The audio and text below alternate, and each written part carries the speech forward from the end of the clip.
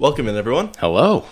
This is Everything Sucks, Let's Fix It, episode 8. So we're back in person, people. We're back. Thank goodness. Thank My name God. is Ben Mayer. My name is Anthony Buono. Today is July 8th, 2023. We've been a little more spaced out with these few episodes because I'd been on vacation. I've been on a little bit of vacation. Yeah. We wanted to get it back in person. Yeah. The flow is much better. Way better. Yeah. So it's exciting. We want to promote our socials. We are on Instagram, YouTube, and TikTok. The handle should be es.lfi on TikTok, and it's everythingsucks.letsfixit on Instagram and YouTube. If you just search Everything Sucks, Let's Fix It, we should also pop up. And we just hit 100 subscribers on YouTube, which is pretty dope. So Thanks for caring what we have to say, guys. That's really awesome. Totally. I super appreciate that. It's amazing. Yeah, very exciting. And we are super excited to talk about all the things that happened, all the things we read in our book, yes. Our deep dive analysis. Yes. But as always, we'll start with our current events. Definitely. So what's the first thing on your radar, Ben? What did you pick up? I want to start in the world of semiconductors. Naturally. Yes. 2 episodes ago, we did a deep dive on the chip war between China and the U.S. that's currently happening. Brief context here. Basically, the U.S. and China both see chips as really the crucial technology of the future in terms of military and even more importantly, probably in terms of AI, as maybe an economic juggernaut. So all eyes are on chips. The U.S. has implemented a lot of export restrictions on its essential chip-making technology so that China can't access it. And just recently, there was another Western country that implemented export controls, and that country was the Netherlands. Which, if you've watched that deep dive, you know exactly where this is going. Yes. So the Netherlands has one company called ASML that makes the the ultraviolet lithography machines that are needed to make these microscopic semiconductors. So the order of magnitude on how you measure how good a chip is how many nanometers of space is in between each transistor. And you are unable to get the 2 nanometers in between each transistor if you are unable to get it if you don't have this type of machine. So this machine is, highly sought after in China. They want this machine in their country, but right now Netherlands is fighting to keep it out. Exactly. Netherlands just implemented these export controls, and this is so huge because ASML is a complete monopoly. We talked about this in the deep dive. They can't get these anywhere else. So this is just another massive blow after the massive blow that China took from U.S. export controls that happened in October of last year. Exactly.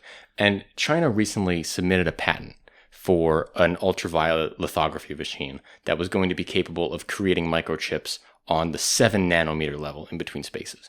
That doesn't mean they can build it yet. It doesn't even know if it can work, but they've submitted a patent with at least the blueprint design to get the 7 nanometer level. But the difference between 7 nanometers and 2 nanometers is immense. And that is making the difference. That's how far behind China is currently. They're worried about 7 nanometers, and the West has 2 figured out, planning on trying to break it down to 1. Yeah. So China's behind here, but the thing is they've retaliated. So the news after this is a few days later, and I think this was a response not just to the Netherlands controls, but the U.S. controls from before. Yeah. China has restricted its own exports of germanium and gallium. So these are 2 minerals that are also essential in chips. And as of now, China produces about 60% of the world's germanium and 80% of its gallium. So this is another thing we talked about in the deep dive, where China really does have a stranglehold in the supply chain is with the critical minerals. It mines and refines the vast majority of them in the world. So they're deciding to put a little bit of the pressure on here. Which is the right move. I mean, this is obviously, every country is playing to their strengths now. The West has the high value added aspects of the supply chain. Yeah. And they're going to keep those high value added parts away from China. Now, China has the low value added parts, the resources needed, and they're going to keep them out of the West's hands as best as they can.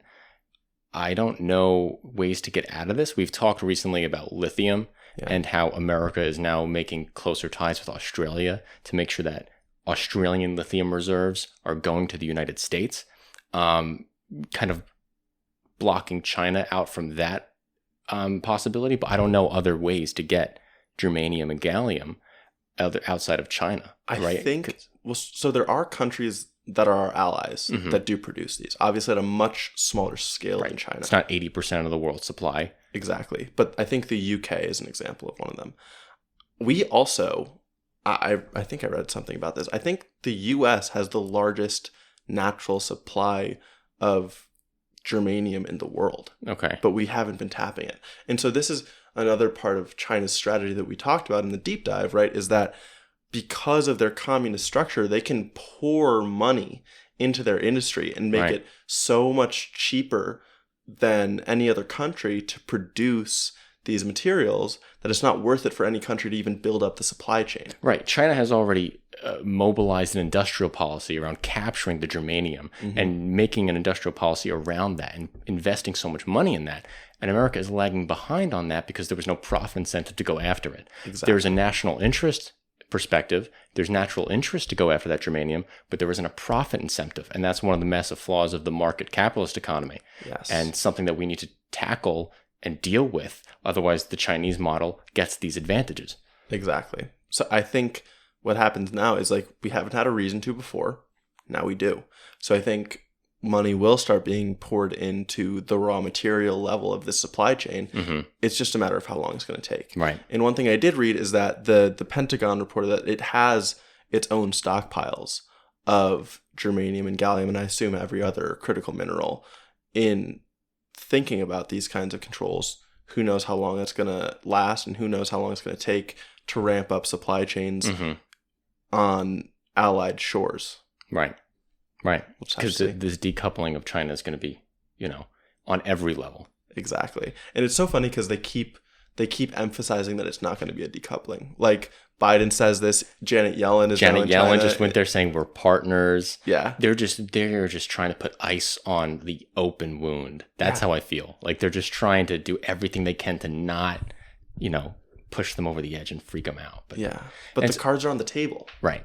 Like, everyone can see them. The cards are flipped up. Everyone's all in. Yeah. We're just waiting for the river card. Exactly. What else are you going to do? Right. Yeah. But I thought it was funny because when the Dutch put these export controls on, the Chinese embassy in the Netherlands responded, and they were saying that they were upset that the Dutch were going against the international trade order and that, these are wrong.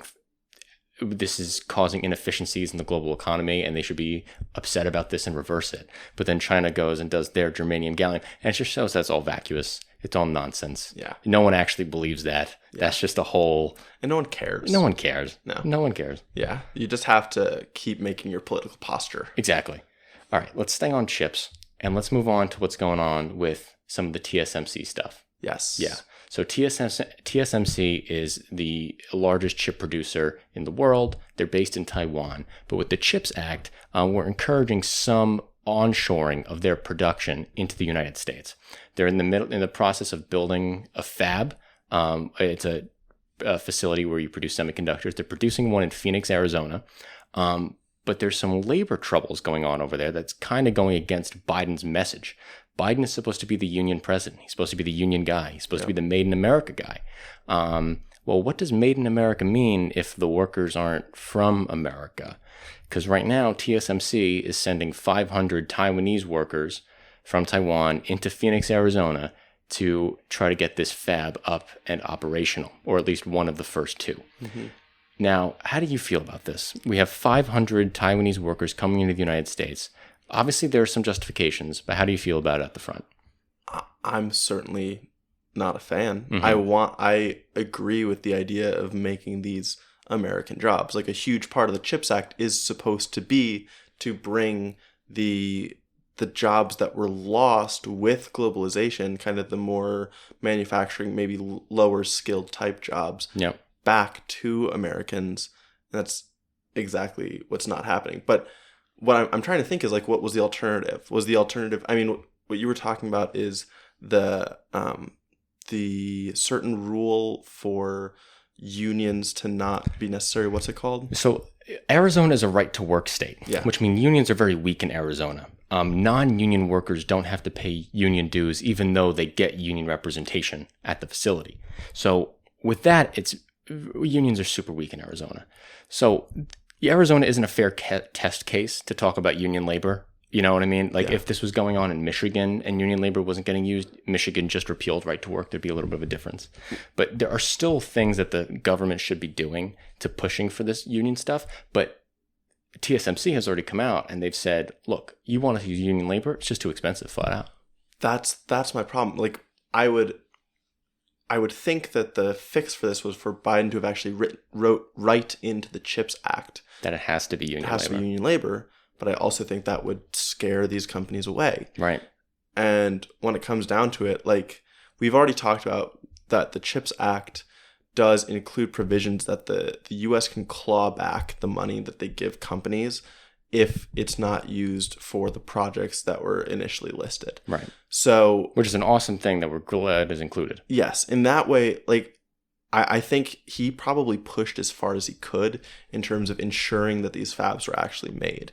And while I do want them to be American workers, right, if forcing them to be American workers would have prevented the fabs from being built at all, that's probably not worth it. Right. That's probably not the good trade-off. Yeah. And also, I was reading that these 500 Taiwanese workers had to come in because the truth is these Taiwanese workers have been working on these fabs for decades. These American workers have been working on these fabs for 6 months.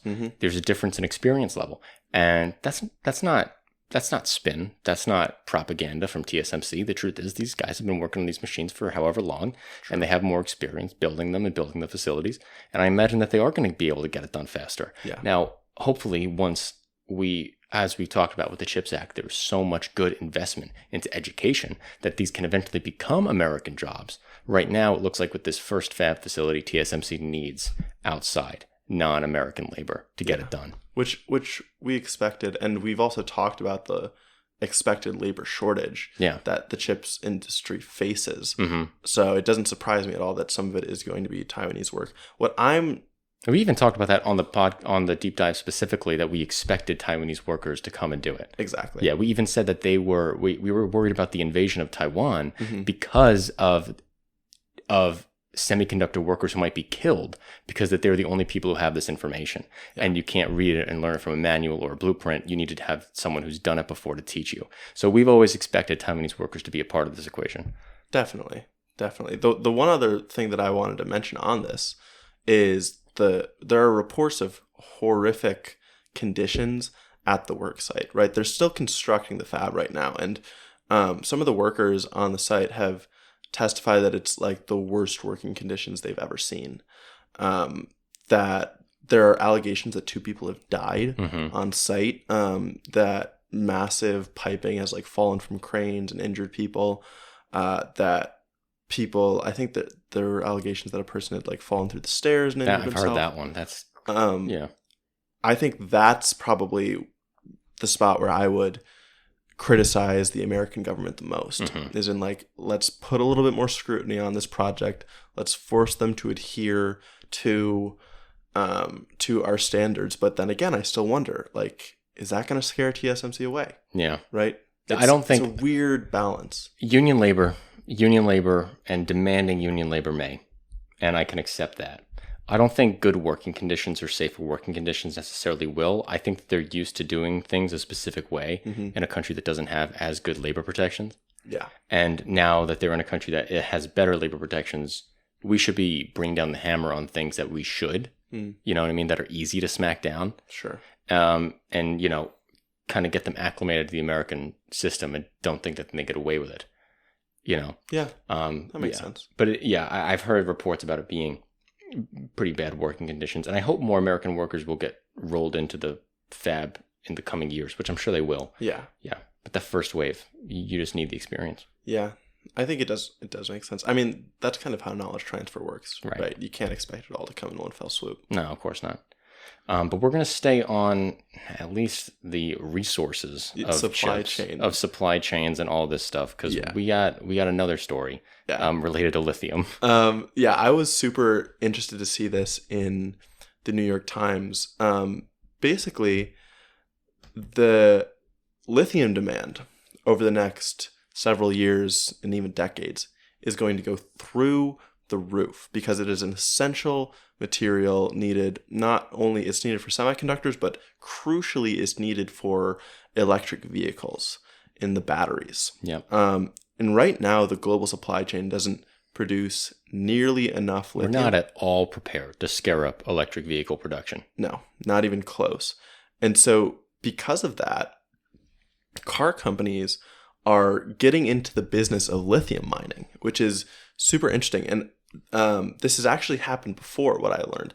At the very beginning of the auto industry, Ford Motor, I think, partnered with mining companies in South America who produced rubber. No way. Because there wasn't enough rubber for tires. And so now the same thing is happening where these mining companies, they don't have the capital to scale up their operations to fulfill the demand of these car companies.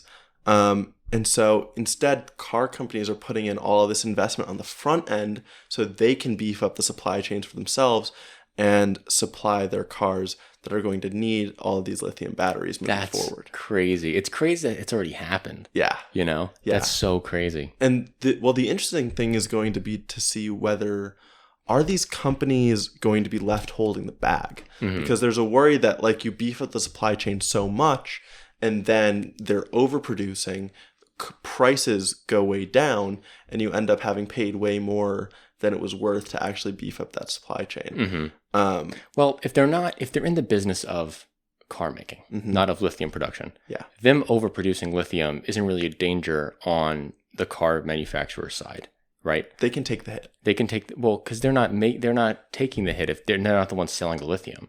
If they're only putting up the capital for the businesses to produce the lithium, and then they're buying it off those companies anyway, right? Then they don't get negatively affected by plummeting lithium prices.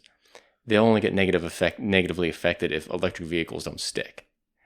That's fair. Right? That's a good point. But then there's an issue with the lithium mining companies if prices fall too low.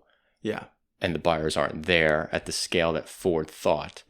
Ford gets a bunch of lithium for free, but then the spigot that's producing the lithium gets cut off. Yeah. So that's when it gets hard. So, but I mean, I think it's great to see more lithium production in the story. I think it's awesome. Yeah. You know, because I would love to see lithium prices start plummeting. We've talked about how lithium prices have been on the downtrend for the first time ever in the last few months. And this is a part of we're seeing the future graph get made right now. You know what I mean? We are seeing the trend line go down in real time. That's so exciting. I know. Yeah. It's cool. It's crazy when you pay attention to things, how everything just makes sense. Right? Yeah. It's wild. I know. Wild. And again, this is great because now this is America beefing up lithium. We have this thing with Australia. We have lithium coming out of these car companies' investments. Do you know where these lithium mines are right now? Are they in Central America? Are they in Australia? I actually have no clue. No? No. Okay. I'm going to try to do a quick search for it. If not, then we'll move on. But I just think it's really good that America is working on building that back up, becoming more self-sufficient like that. Yeah, I don't see it. Okay. So, too bad. All right, let's move on to the big beef. Yeah, so this happened a little while ago now because we haven't recorded in a bit. But there were 3 recent major Supreme Court decisions that came out, and we need to talk about all of them. What do you want to start with? Let's start with gay rights. I think I want to start with gay rights as well. Yeah. So there was a case. I wish I wrote the names down for these things. Basically, the case was, please find that for me. Yeah, I got it. That there's a website designer who makes websites for weddings in Colorado.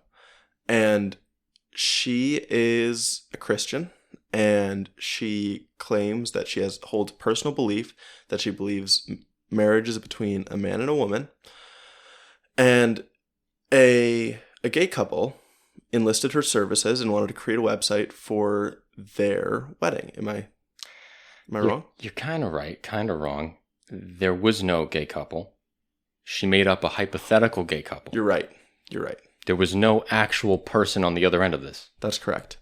I was wrong about this. So she was trying to expand her services to include something else. Like I think I messed this up.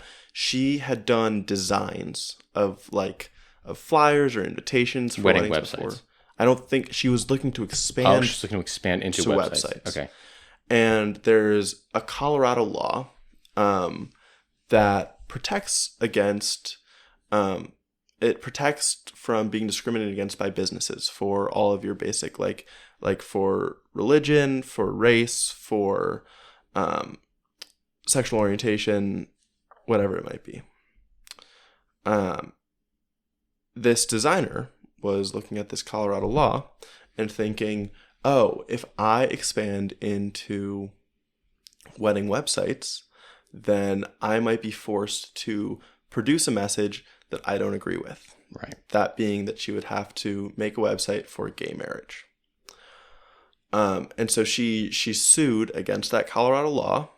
And initially in Colorado, it was upheld on the basis that, or on kind of the same basis as all anti-discrimination laws, that you can't deny services because of people's personal characteristics. Right. Goes to the Supreme Court, and the Supreme Court, 6-3, overturns the Colorado ruling. So the main point from, and I think it was Neil Gorsuch, it might have been Brett Kavanaugh who wrote the majority opinion. The main point was that these wedding designs or these websites are expressive speech, and that's a really key word here. Yeah.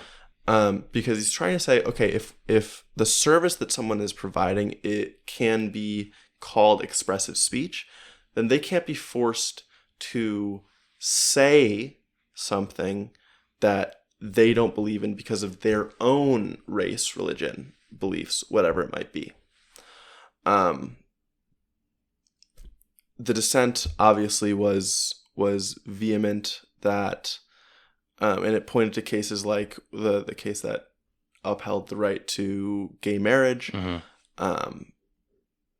that this kind of discrimination was unconstitutional.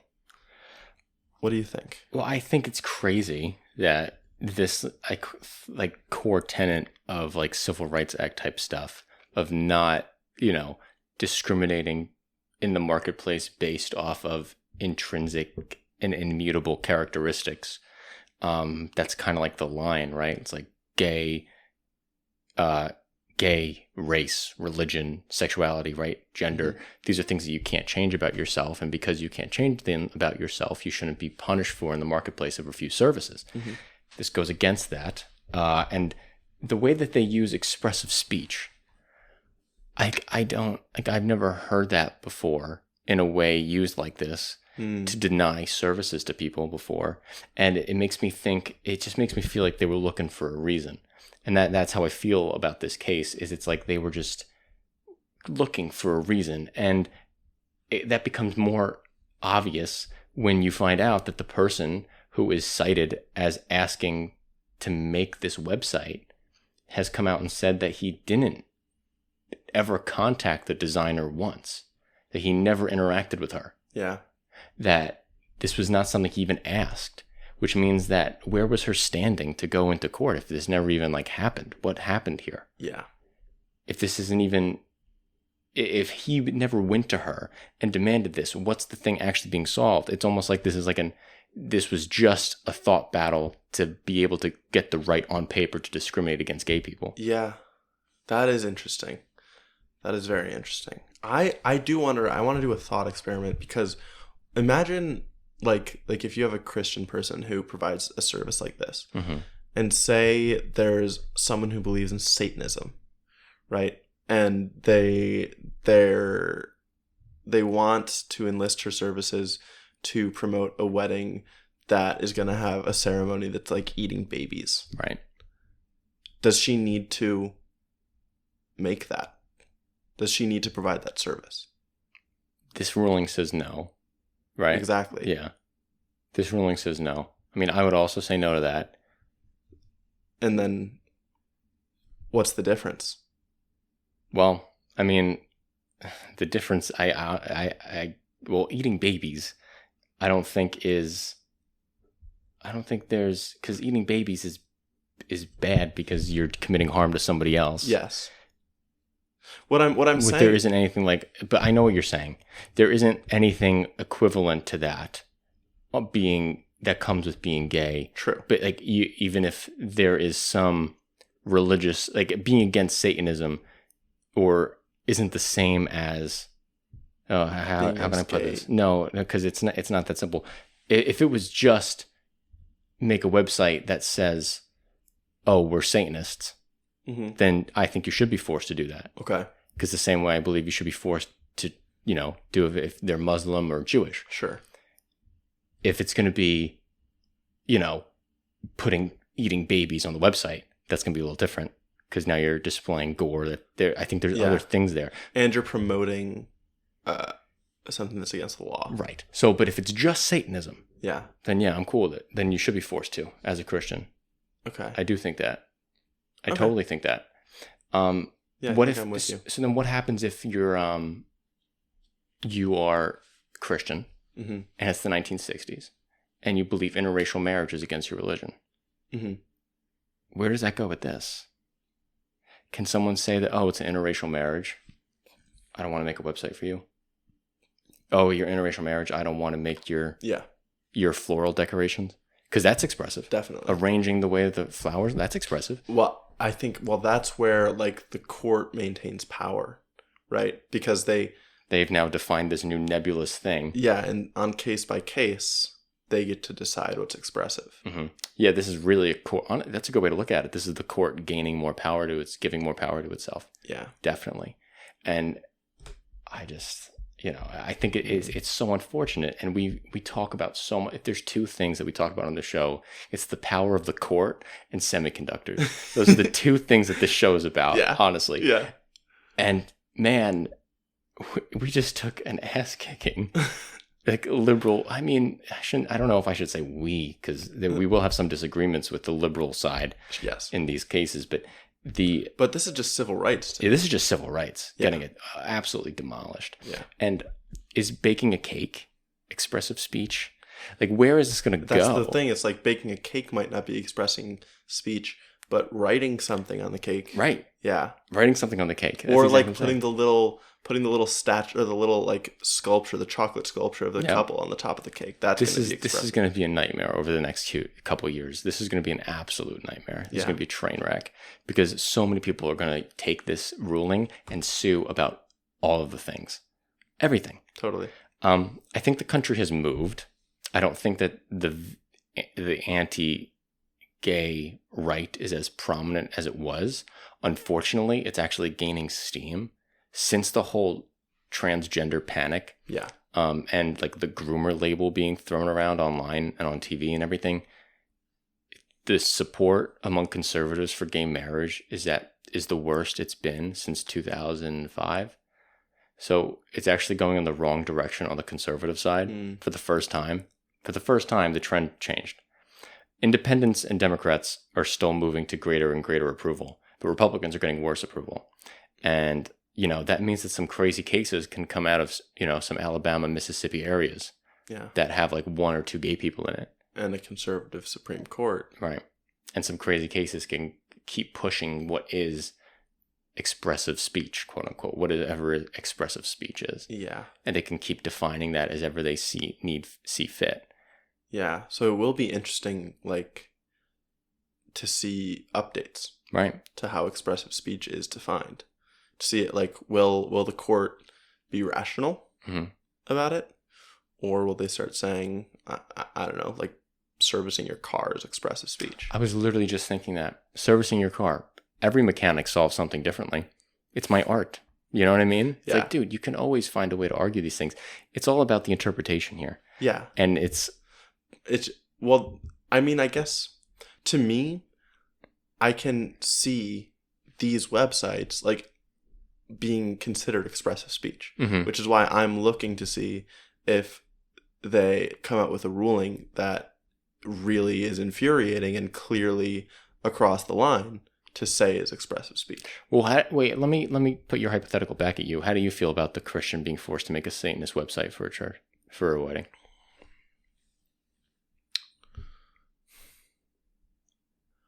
I think you have to introduce another principle, like something about how people don't have to portray illegal acts. The weird thing here is like speech, right? Like the definite, how we define speech is so crucial in terms of civil rights and the freedoms of people. I am so against restricting speech, and like, well, I think almost everyone is. But I'm wary of hate speech. I'm extremely wary of discrimination. But I don't know, it's just hard for me to, on just an ideal, like on a purely theoretical level, it's hard for me to think that there aren't going to be some situations where it makes sense for someone to decline to produce something or provide a service. Well, I think people should be able to decline to produce something. If a Republican politician came up to me and was like, "I want to hire you for your data services," I'm going to say no. Sure. And that should be the right, because it's not an immutable characteristic. Well, I mean, that's different. Like any employee can decline any employer from trying to hire them. No, not if you're gay, and it's not if you're gay looking for services and it's not for expressive speech, then you can't decline them. Well, this is a client seeking the services of a business. So if you were if I was in a business, a business, that were providing, and you're providing, I was an services, LLC, then you think you should be able to decline your services to a Republican? Totally, because it's not an immutable characteristic, and currently that's how the law is. Political affiliation is not protected by the Civil Rights Act. But you can say religion is a mutable characteristic. That's a different line. I don't think it is. I think religion is more important to someone's core identity than a political. That's really hard for you to argue, and I think no, I it can beat isn't. you in that argument. Totally not, dude. Religion is like a part of your culture. It's so much more spiritual than you could say race is that too. Race is what? Is part of your culture. That's what I'm saying. Race and religion are a part of your culture. Sorry. You could say politics is too. No. Absolutely. No. Are you kidding me? People are at least as tribal about politics as they are about religion. No, they're not. They totally. Have you been on Twitter? No, they are not as tribal. It's not remotely close. Religion and political affiliation are not on the same level of civil right protections. There's no shot. Well, I mean, I know under the law they're not, but I'm saying they shouldn't be, and there's no shot they ever convince me that they need to be. But again, I think you're doing that by evading the idea of whether they are similarly identifiable or like mutable. I think you could totally say that people get just as locked into their religious views as they do into their political views, or they can change them just as easily. Changing them just as... Okay, so this is how we would have to solve this problem. Sure. We don't have the data right now, so we can't solve this problem, but this is how we would need to solve it. We need to look at the rates of shifting from religion and political affiliation, and we need to see how likely it is that someone changes their politics over time, and how likely it is someone changes their religion over time. And I guarantee you that people change their politics more often than they change their religion, and because of that, political affiliation is more. I can still get you even on that logic, because I'll go to some other completely random variable that does change only as much as religion changes. Like maybe your favorite food happens to change as often as religion changes, so then it means... But that's not core to your identity. That's not core to your identity. So then there's other things you're breaking in that one. Why not? Because it's not. Why not? Come on. You can't tell me someone's favorite food being pizza is core to the identity of belief in Christ. There's no comparison. You can totally make these arguments. Like you can say favorite food, you can say say favorite movie series, right? Like would you say that your love of Star Wars is core to your identity? I think it's pretty easy to argue that it is. But I'm not a different person with there is no... I mean, I don't think this would never stand up in any type of legal stuff ever. You don't think so? No. Okay. No. I don't know. But so do you think that you shouldn't be able to refuse services to anybody? That you should be able to, or you shouldn't be No, able that to? you should be able to refuse essential speech to anybody. What is Expressive speech? Expressive speech to anybody.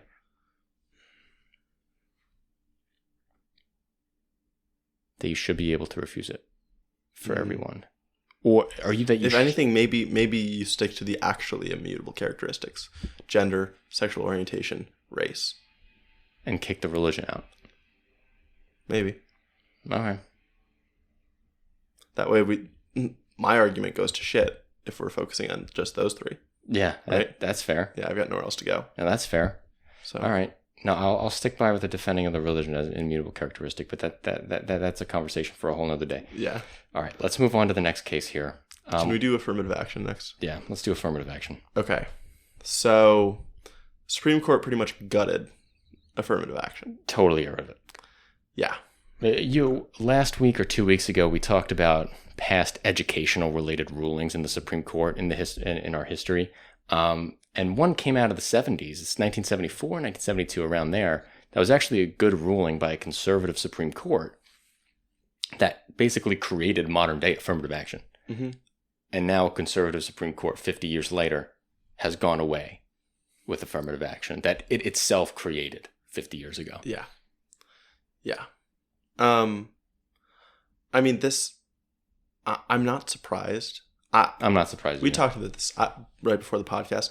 I think legally it is kind of hard to argue for the legality of affirmative action in the face of the 14th Amendment, in my opinion.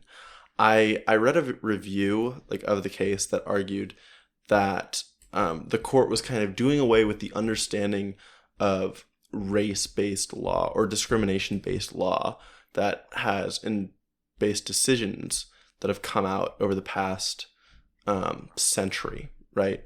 And realizing that they are meant to decrease discrimination against underprivileged minorities, right? And bring their opportunity more in line with larger majorities, or with privileged minorities or majorities.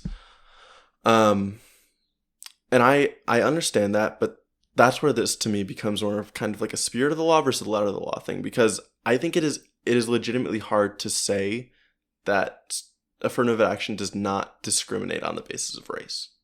It does. It takes race into account to give certain races a better chance and to give certain races a worse chance. Now, we consider that okay and even helpful because it boosts the underprivileged races and it brings down the privileged races. But I think there are ways to do that that are based more specifically on the privilege rather than the race. And we'll get into that. Here's my issue with this. The 14th Amendment was specifically written after the Civil War, Mm-hmm.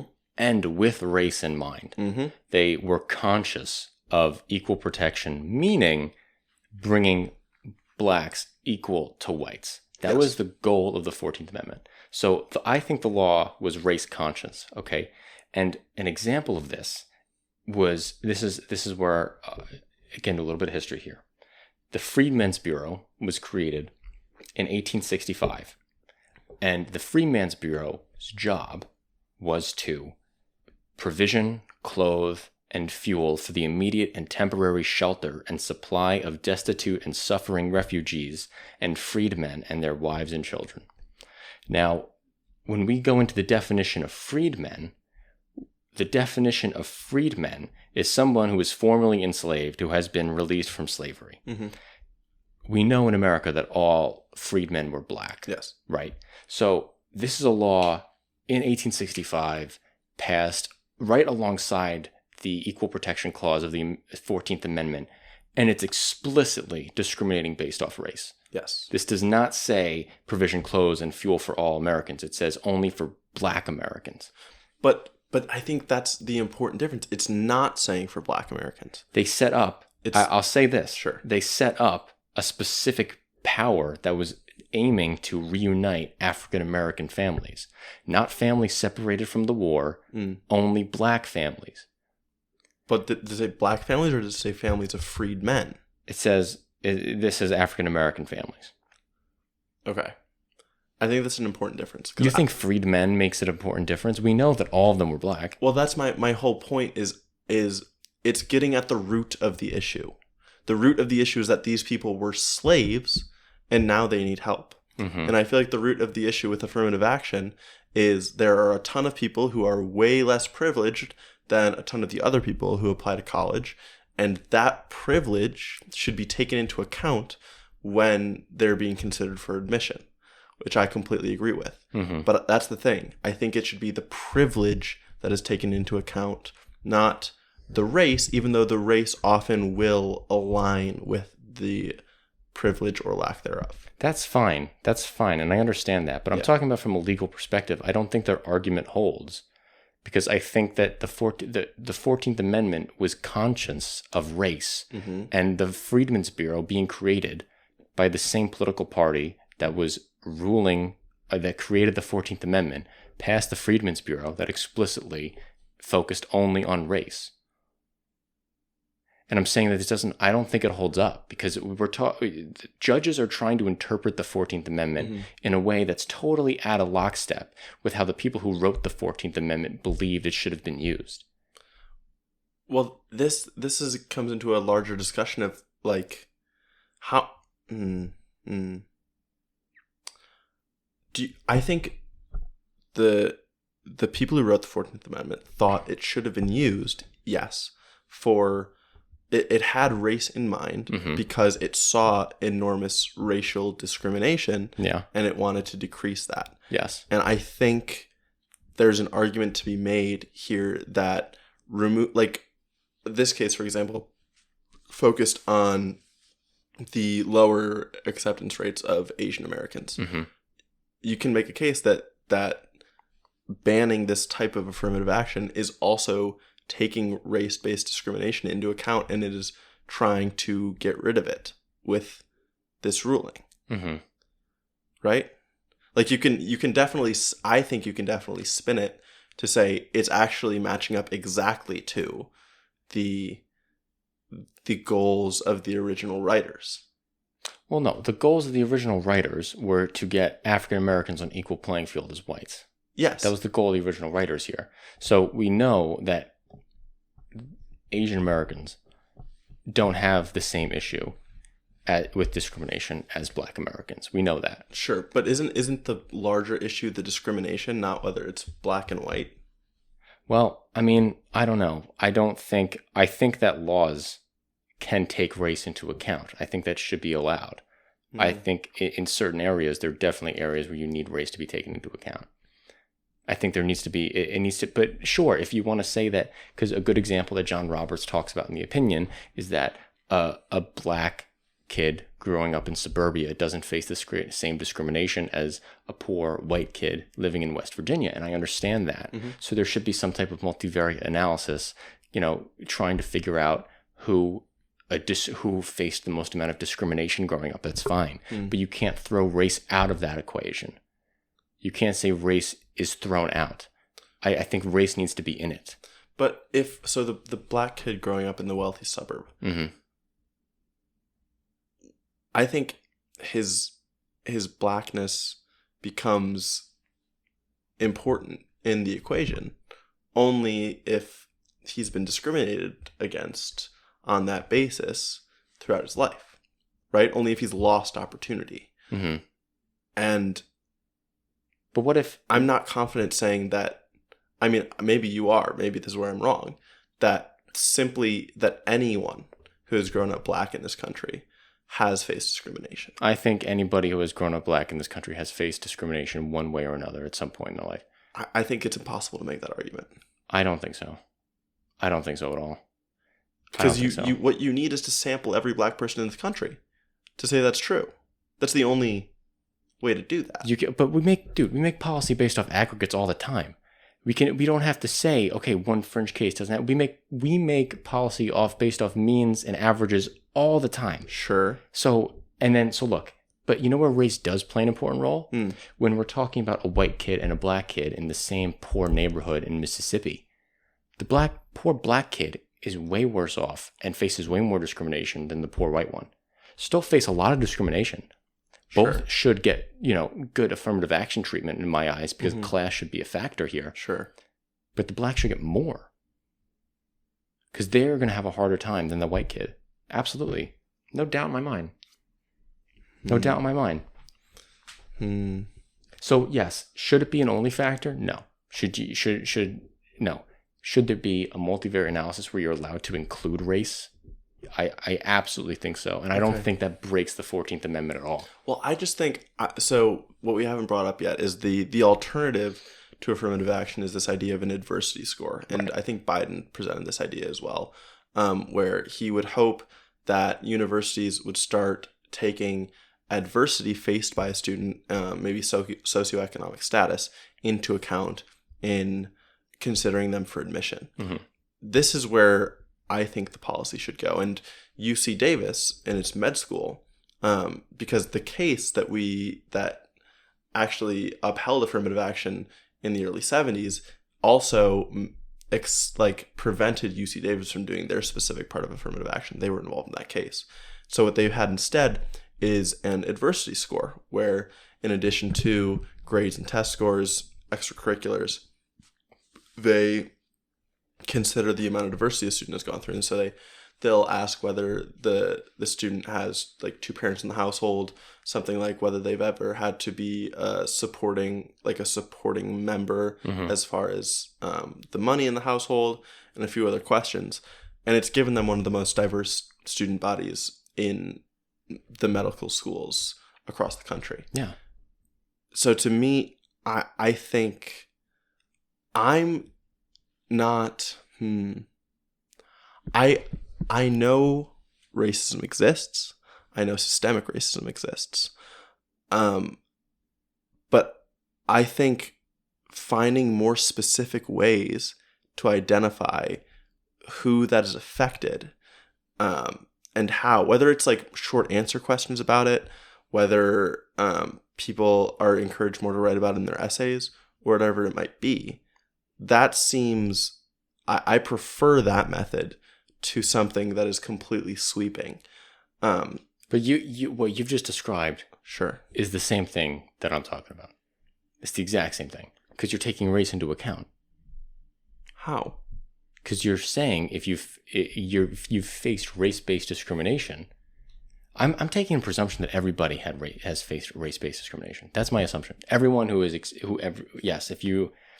if you have grown up black in America, you have faced race-based discrimination at some point in your life along the line. Okay. I'm not, but go. You don't think so? Ahead. No. Oh, man. Okay. I mean, I just don't know, like, where you get that.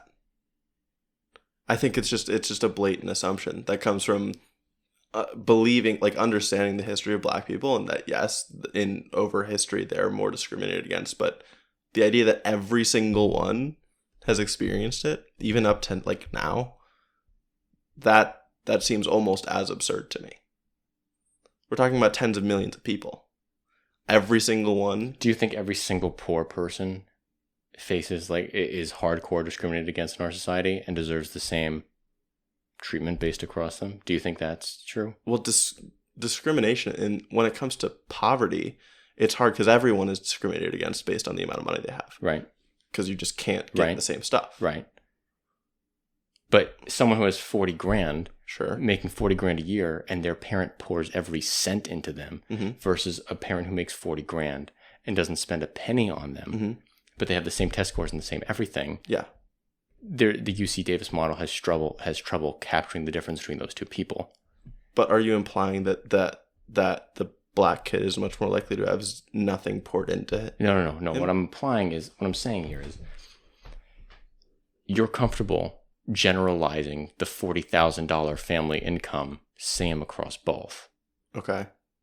But you're not comfortable generalizing the same black hold base to black households. That's fair. And that's what I'm saying. Yeah, and I do think I am comfortable with that. Okay. I think I'm more comfortable saying that the household economic status. Shouldn't the household economic status have to be proven in a supplement to say, okay, well, how did your family spend their money on you compared to the other person, so we can actually find out who faced more discrimination between these two people? I would prefer that, but I don't know what questions you would specifically ask. Right, so I'm going to say the exact same thing. I would also prefer that for race, but I don't know what questions that someone would be comfortable asking and answering for something like that. Well, don't you think that something like...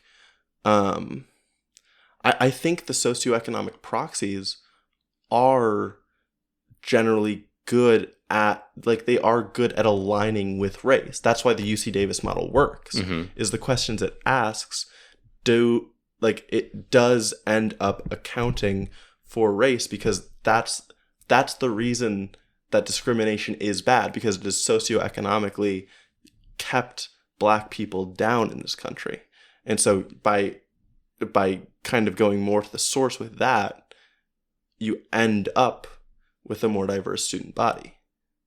I mean, I understand that, but I also, in these UC Davis essays, you're allowed to mention your race, right? Mm-hmm. So they might just be picking based off that. And then that actually comes to the core of my total conclusion on this, because we've argued a lot about this, but at the end of the day, I actually don't know if it matters at all.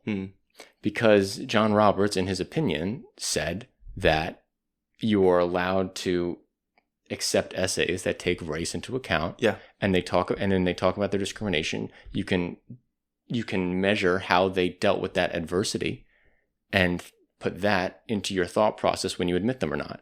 And I completely agree with that. And I don't think that this is going to change affirmative action as much as we might think, to be honest. Harvard even's come out, and Harvard's has taken that quote from John Roberts explicitly, and they're like, okay, we'll follow your rule, John Roberts, we promise. We'll follow exactly what you said. Yeah. No worries.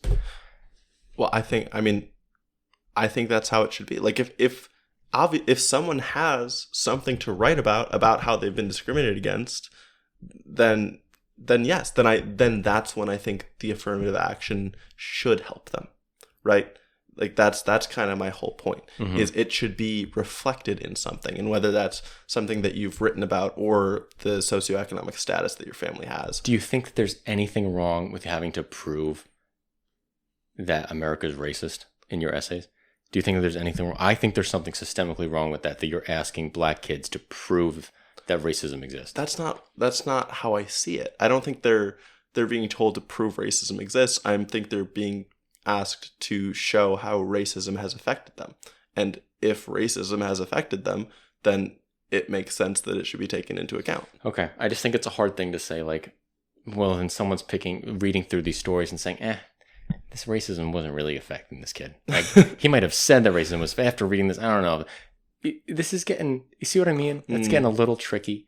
Because now you're getting a lot of scrutiny onto this, and I don't think that it's fair. I guess, but again, I think you can just take the other route, because you can, if someone has just checked the box that says Black, then they're also making an assumption there, like okay, yeah, they they checked Black, so they've obviously faced discrimination. But no, I'm not saying that though.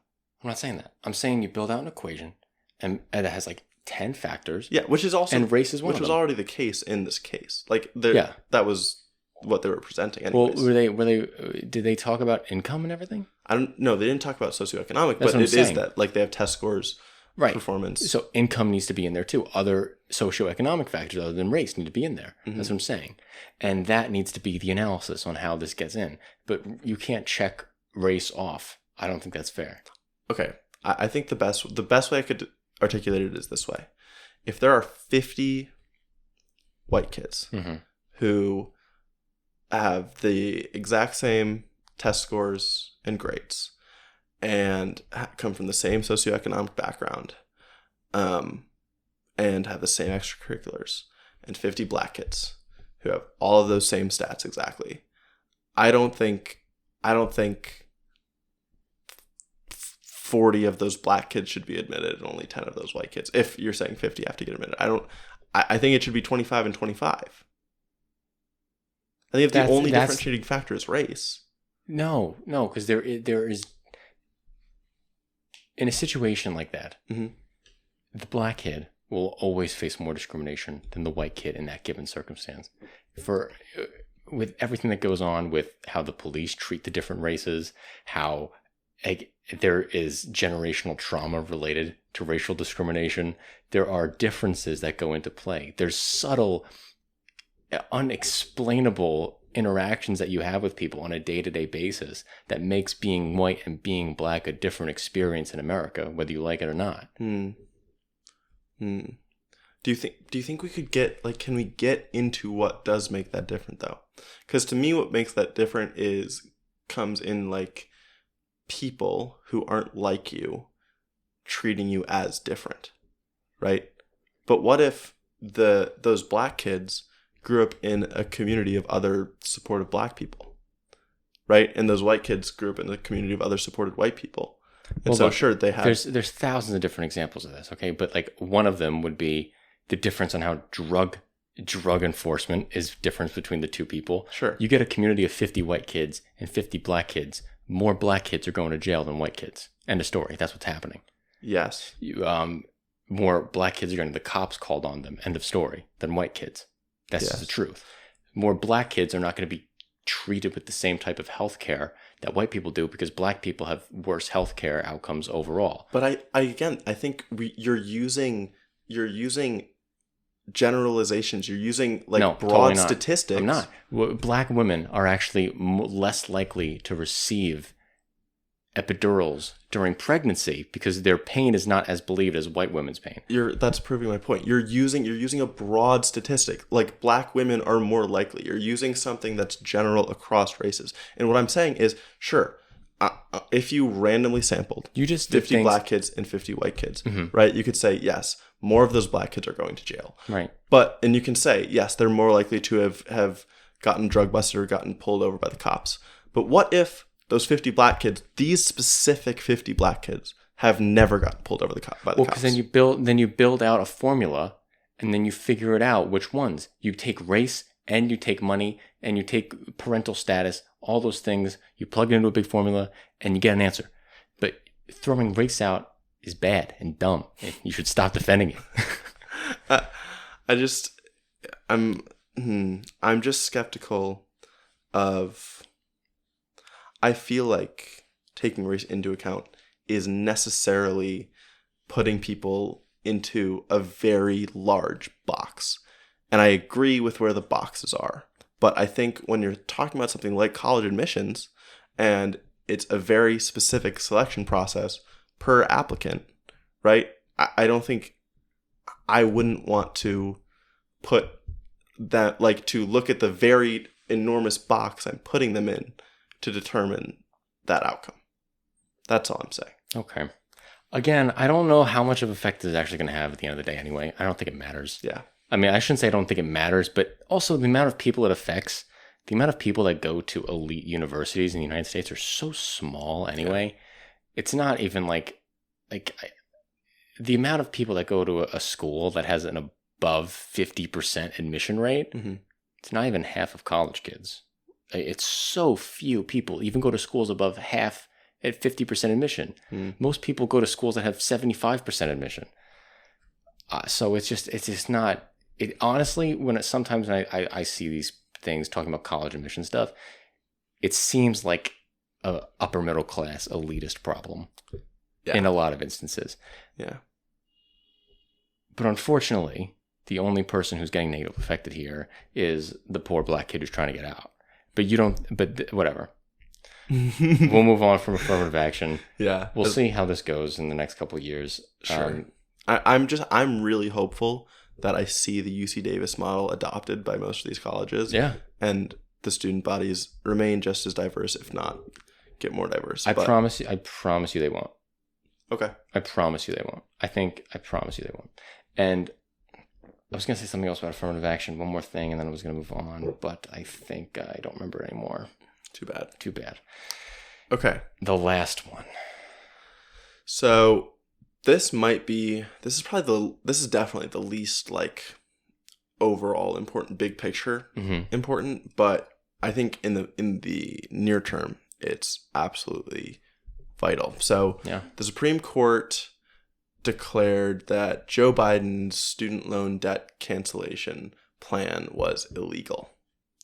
So what Biden was proposing is a cancellation of either $10,000 or $20,000 of debt. I don't remember what changes that number. Well, the 20,000 is if you applied and received a Pell Grant.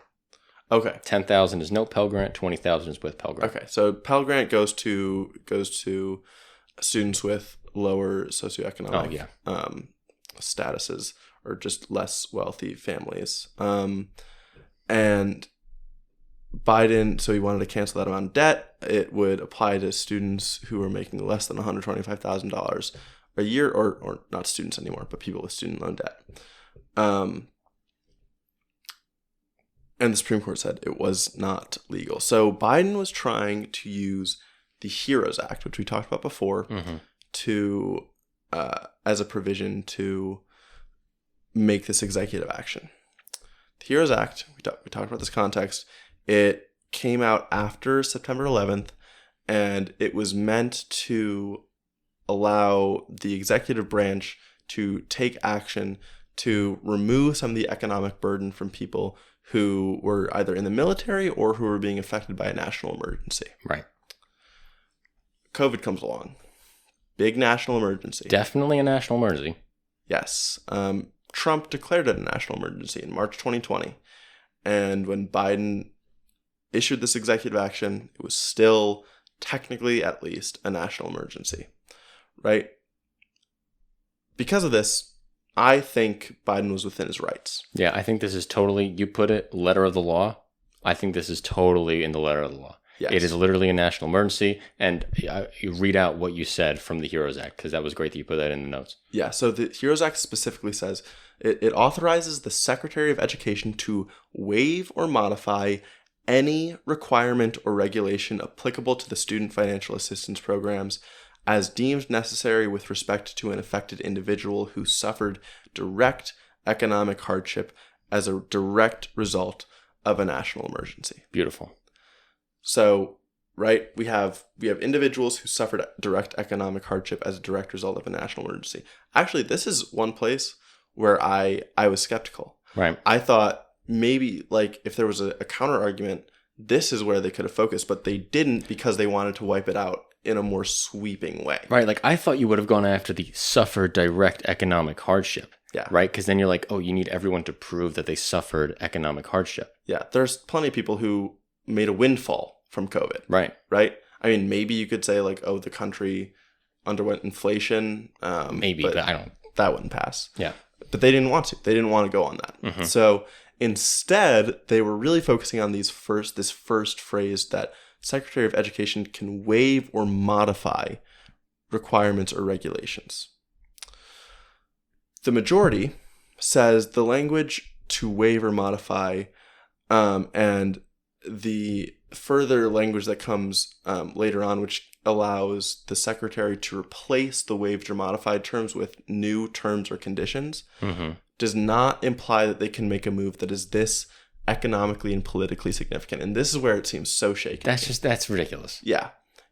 Ridiculous. It makes no sense. So it's like the law doesn't say anywhere what extent you can go to. No, it doesn't say that at all. No. It's just, I mean, but again, this is where letter versus spirit, right? You were talking about the context of the 14th Amendment in the affirmative action case. Mm-hmm. I think kind of if you're looking at the spirit of the law, I think it makes sense that they're assuming that they didn't want to give the president this much unilateral power to change student loans. Maybe you disagree with that. I disagree with that because during 9/11, Bush then did that and used the HEROES Act to cancel and modify student loans. Did he cancel them? Cancel is a rough word. Cancel is not the right word, but Okay. Modify. Well, because this is part of what does cancel mean? I mean, what does cancel mean? Well, by it's that waive sense? or modify. Yeah. So It's waive or modify provisions of the loan. Right. So this is where, and I was looking into provisions, but nowhere in the decision do they talk about the provisions term. Yeah. Waive or modify. So the history of uses of the HEROES Act, it was that it waived or modified much smaller parts of it, parts of the loan, like needing to give consent in writing versus verbally, or like timelines that you had to pay at certain deadlines. They never tried to go for the principle of the loan, which I think kind of gives the majority a little bit of standing, right? Right. The fact that they never used that. Yeah. Yeah. Yeah. On the other hand, in the dissent, Elena Kagan, she gives this thought experiment of like, what if there was a terrorist nuking Chicago, right? And you have all these people who are affected, and they're fleeing. Like, a ton of people die, but a ton of people are also fleeing the scene for the radiation. They lose their jobs, they lose their homes. In that situation, wouldn't it make sense for the president to cancel their student loan debt? Obviously. Of course. And that would have never been challenged if he called on the HEROES Act to do that. Right. So in that way, it does seem like this is super legal because, yes, that would be a national emergency. This was a national emergency. Right. So then it gets into the pickier part. It seems like the judges are now picking and choosing what is a national emergency. Yes. Right. It seems like the president doesn't actually have the authority to declare national emergencies. The judges get to decide when a national emergency is and isn't. And the thing is, they specifically cite how Biden, in a speech 3 weeks after he made this executive action, said, the pandemic is over. Yeah, I know. And when that happened, I literally thought, I'm like, that is going to come back and bite him in the ass. Yeah. That is going to be so, because then my dad started ranting to me. He's like, he just said the pandemic's over. Now he's doing this because of the pandemic. Yeah. But it's retroactive. It's like, obviously that this is talking about economic effects for the past year. It doesn't need to be economic effects for today. True. It had been affecting people. But what I was thinking is, why hadn't you planned this before? Yeah. Why hadn't you done this in the February after you took office in 2021? Yep. No one would have argued with the significance of COVID then. I think there's some political reasons for that. I think there are. I mean, but that's just here or there. I don't know if I could ever prove that. But I think that there's plenty of reasons that if he would have done that, Joe Manchin wouldn't have hopped on the American Rescue Plan. You know what I mean? Sure. There's plenty of reasons why that didn't happen at that point. Yeah. But that makes sense. Yeah. From my perspective, I think this falls very well within the letter of the law easily. I think Kagan's example shows that it's in the spirit of the law as well. Yeah. And now I don't know exactly where it goes from here. And what makes me so frustrated is I don't even believe that these plaintiffs even had standing. Yeah. I don't even think that the Supreme Court should have even heard the case because there were no there were no one getting negatively affected by this. And that's one of the core parts of bringing a case to the court is being negatively affected from the law. And no one was. Yeah.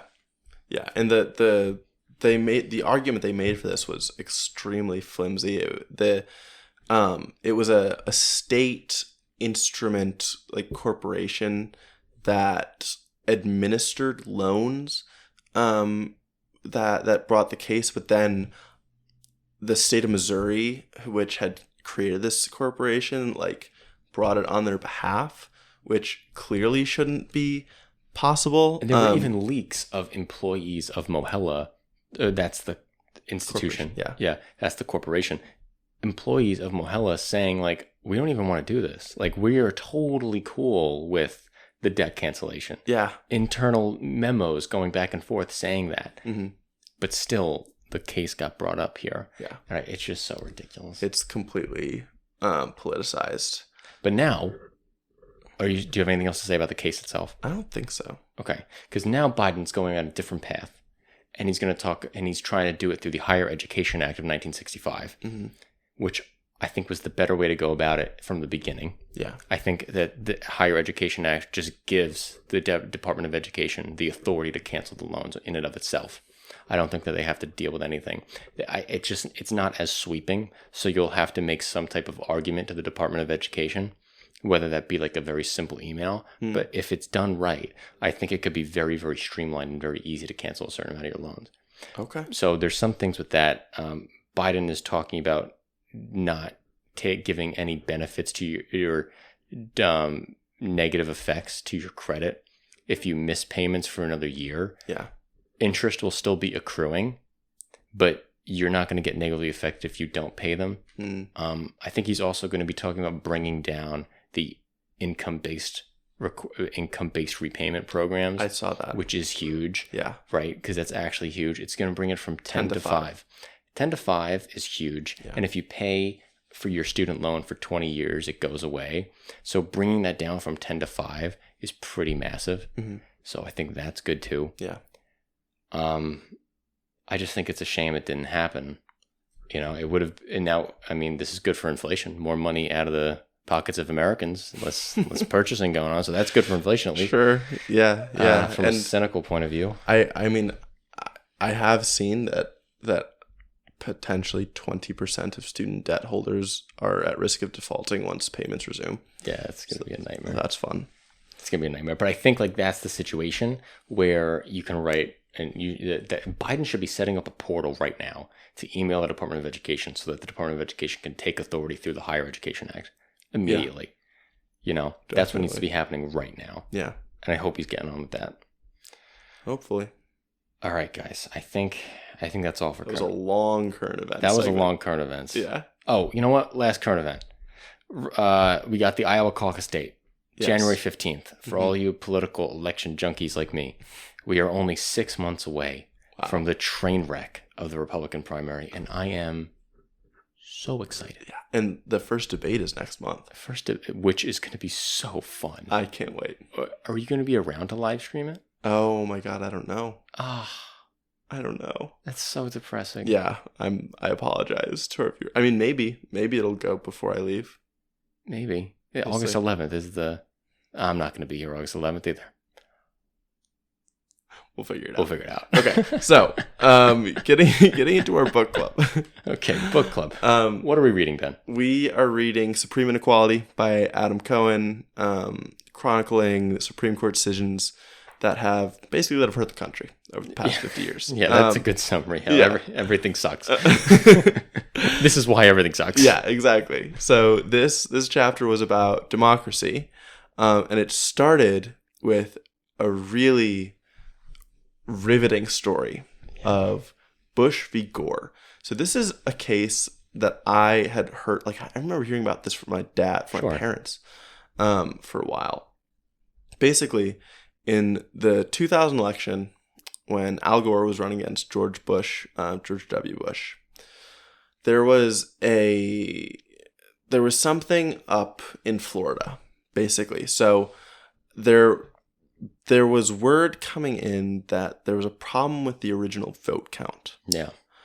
And on December 8th, the Florida Supreme Court ordered a statewide manual recount of undervotes. Okay, so this is what I want to talk about. What does undervote mean? So undervote, I've watched a couple documentaries and read a lot about this. So what is an undervote? So one of the problems with the voting ballots or whatever was in some retirement communities and some Black and Hispanic communities, they use these thing called butterfly ballots. Mm-hmm. And on a butterfly ballot, you have to do basically a hole punch on who you want to vote for. And what was happening was a lot of people were voting for their congressional representative and their state representative, but then weren't voting for president. And then when they re-examined these ballots, they saw that the president one was slightly dimpled, but it wasn't totally pushed through. Mm-hmm. And that's what became called a dimpled Chad. Mm-hmm. And what do we do with these dimpled Chads? Do we count them? These people obviously showed the intent to vote for this person. Mm-hmm. Even though they didn't breach the paper. Yeah. Is that meaning that their vote is invalid? Or other examples is there were a lot of votes for Pat Buchanan and Pat Buchanan was a third-party candidate who was very, very staunch Republican populist, kind of the pre-Trump, and a lot of Democrats are voting for Pat Buchanan, and it's like, wait a second, and it was a problem with the ballot system, and a lot of people were accidentally voting for Pat Buchanan. So what do you do with these votes now? You know that they were incorrect. Pat Buchanan actually went out on TV and he said, something should be done about this because I definitely didn't get 5% of the vote out of wherever this county was. He's like, that definitely didn't happen. So even he admitted something. So there was a lot going on, mm-hmm. and the end of the night comes around, and Bush ends up winning by 500 and something votes. Yeah, and then the lawyers start getting involved. One of the lawyers is actually Ronald Klain. Ronald Klain was Joe Biden's first chief of staff. Really? Yeah. Yeah. Ronald Klain's been around for a long time. So Ronald Klain is a lawyer for the Gore campaign, and he's going to court. He's pushing all this stuff, and then it just explodes from there. And they get to the Florida Supreme Court. Florida Supreme Court says, okay, we need to do a count. And it's a statewide manual recount of all undervotes. It's not county specific. We're not saying we're only counting the counties in the Democratic areas. We're doing a statewide counting of the undervotes. And then that brings us to the Supreme Court case and where we're at. So the Supreme Court instantly halts the recount because it needs to hear arguments, because Bush v. Gore is about to be heard in the Supreme Court. And what they're arguing is whether or not to stop the count, to stop the recount.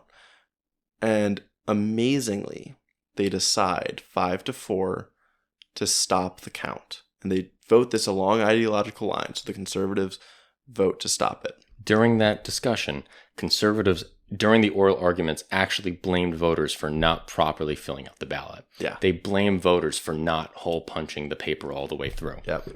Yeah. And so it had, in my opinion, probably the worst rationale that we've seen of any case thus far. I think that so far, this is the case. worst rationale. This is the most obviously ridiculous, just insulting. Yeah. Honestly insulting. Yeah, it's insulting to the integrity of the court that they decided in favor of it. Yeah. The rationale was that it violated Bush's rights under the Equal Protections Clause of the 14th Amendment, which we talk about all the time, because vote counters in different districts could count the ballots differently. So they're saying he is not equally protected because the votes aren't going to be counted the same way across the whole state. And this is getting into like that dimpled Chad thing. Yep. Right? How much of a dent do you need to see? What does that mean? What if it's like hanging or something? A hanging Chad was a common talking point at the time. So these are all how these counties are going to count these ballots difference. Now, if you just heard that in a vacuum, you're like, oh, that makes sense. If you just heard that out of a vacuum and didn't have any context of the American system, that makes totally fine. That makes sense to me. It makes total sense that different counties shouldn't have different rules on how they count ballots. How would the elections even work? That's how elections work right now. That's how all elections work. Every county has different rules for voting. Every county has different number of polling locations. Every county has different requirements to vote. So paper ballots versus electronic ballots. There we go. So was it a break of the equal protection of the voters of Florida that different parts of different parts of the state had different types of voting procedures?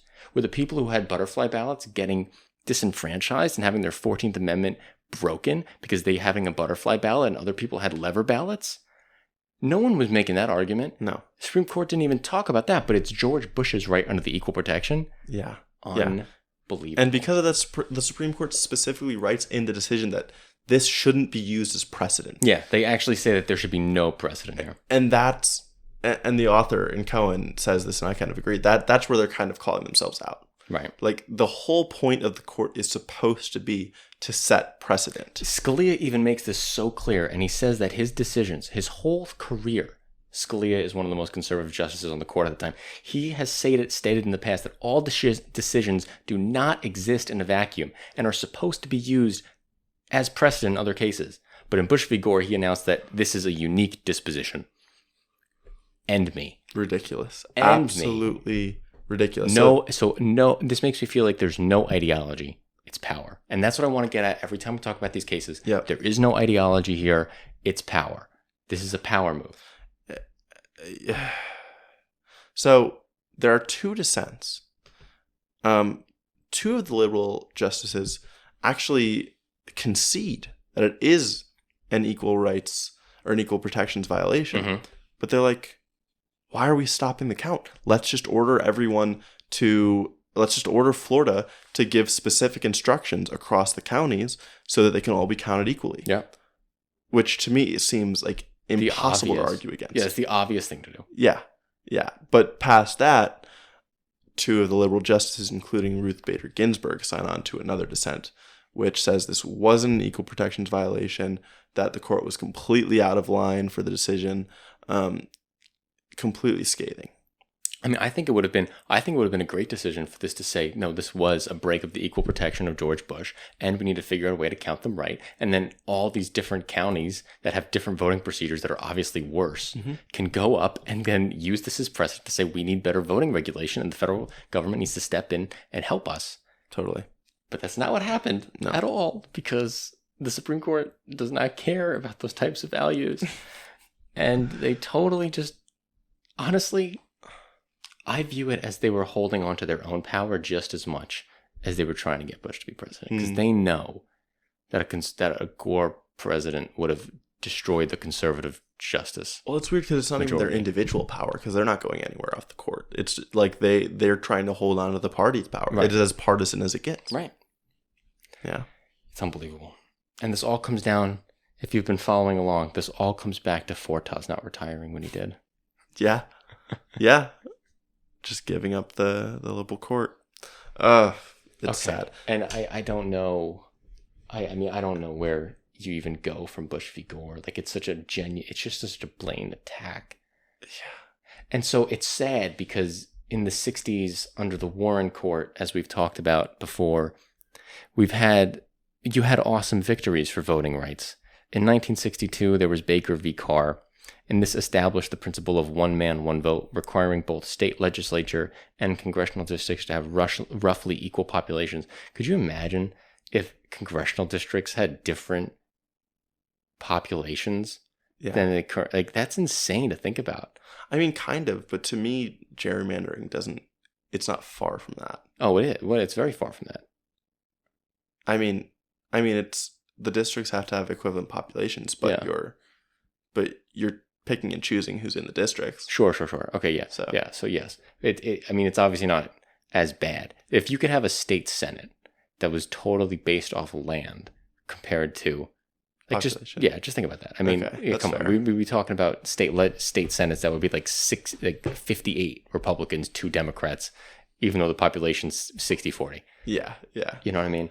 That's fair. In 1966, they upheld the pre-clearance provision of the Voting Rights Act of 1965.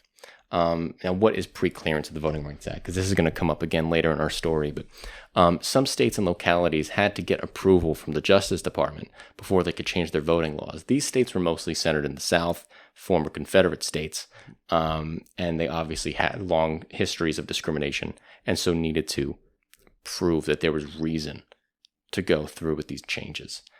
In the same year, the court struck down the poll tax, which is amazing. Huge. And this was all done in the 60s under the Warren Court. And going from all of this greatness to the Bush v. Gore decision, insane. Yeah. Painful. Just regressive. So we were talking about how some of the language of the Equal Protection Clause in the Bush v. Gore case is actually beneficial. And a lot of voting right advocates at the time actually thought that they could use it to make these things beneficial. Pushing for a new constitutional requirement to avoid disparate and unfair treatment of voters, pulled right from the court's decision. And because elections are administered in unequal ways all across the country. So if this language could be used to rectify that, that would be great. But that just didn't happen. No. The court said it shouldn't be precedent, and the legislatures listened. So the court did not reference Bush v. Gore until 2013. That's the next time they referenced it. Oh, this is great. Thomas wrote a dissent on an Arizona voting case where he said, state legislators have the broad authority in choosing their state's electors into the Electoral College. Arizona legislatures should be able to require proof of citizenship. That was the ruling. Sounds to me like the independent state legislature theory that we just talked about. It actually is, and I thought about that, right? Yeah. That's Thomas signing on to the independent state legislature theory in 2013. Yep. It's unreal, right? Yeah. It's scary. I mean, we're done with that. Yeah, we're done with that. Thank God. Thank God. If you don't know what the independent state legislature theory is, it is literally that state legislators have the broad authority in choosing their state's electors to the Electoral College. Sorry, guys. I live next to a fire department, so the fire truck just came by and scared the shit out of us. Oh my God! Yeah, that was super loud. Oh jeez. Okay, I've got Veith v. That's the next thing on my list too. Yeah. Yeah. Next. So what was that? When was that? What happened? I don't know when it was. 2004. Okay, thank you. So Democrats were challenging Pennsylvania's gerrymandered districts. Basically, Republicans had gone ham. It was something like Pennsylvania had an equivalent number of Democrats and Republicans, but Republicans, the distribution was like 65-35. Yeah, that makes sense. Republicans, because of how the districts were drawn. And Democrats were trying to say that this was unconstitutional, but the court decided that the districts were legal in 5-4 ideological lines, like always. The rationale here was that there was no standard for the right way to draw districts. Mm-hmm. So the court didn't have a place in deciding whether it was legal or not. But that what blows my mind is, shouldn't the court be able to like create a body or demand a body is created that does figure out the right way to draw the lines, like making an independent redistricting commission? Like other states do that. Yeah. Other states have independent redistricting commissions. Shouldn't the court be like, hey, you got to do this? But don't states do that by instituting their own laws to require those? That's what I would expect. They do. It doesn't make sense to, like, unless there's some other legal precedent that the districts have to be fair, then it doesn't make sense to me that the court would order for one of those to be created. Well, I'll tell you this, that I would say that you could be able to reference Baker v. Carr that established the one man, one vote. And then that would be... Do you think you can you use that to extrapolate anything more than you need an equal number of people in districts? Yeah, I totally think that.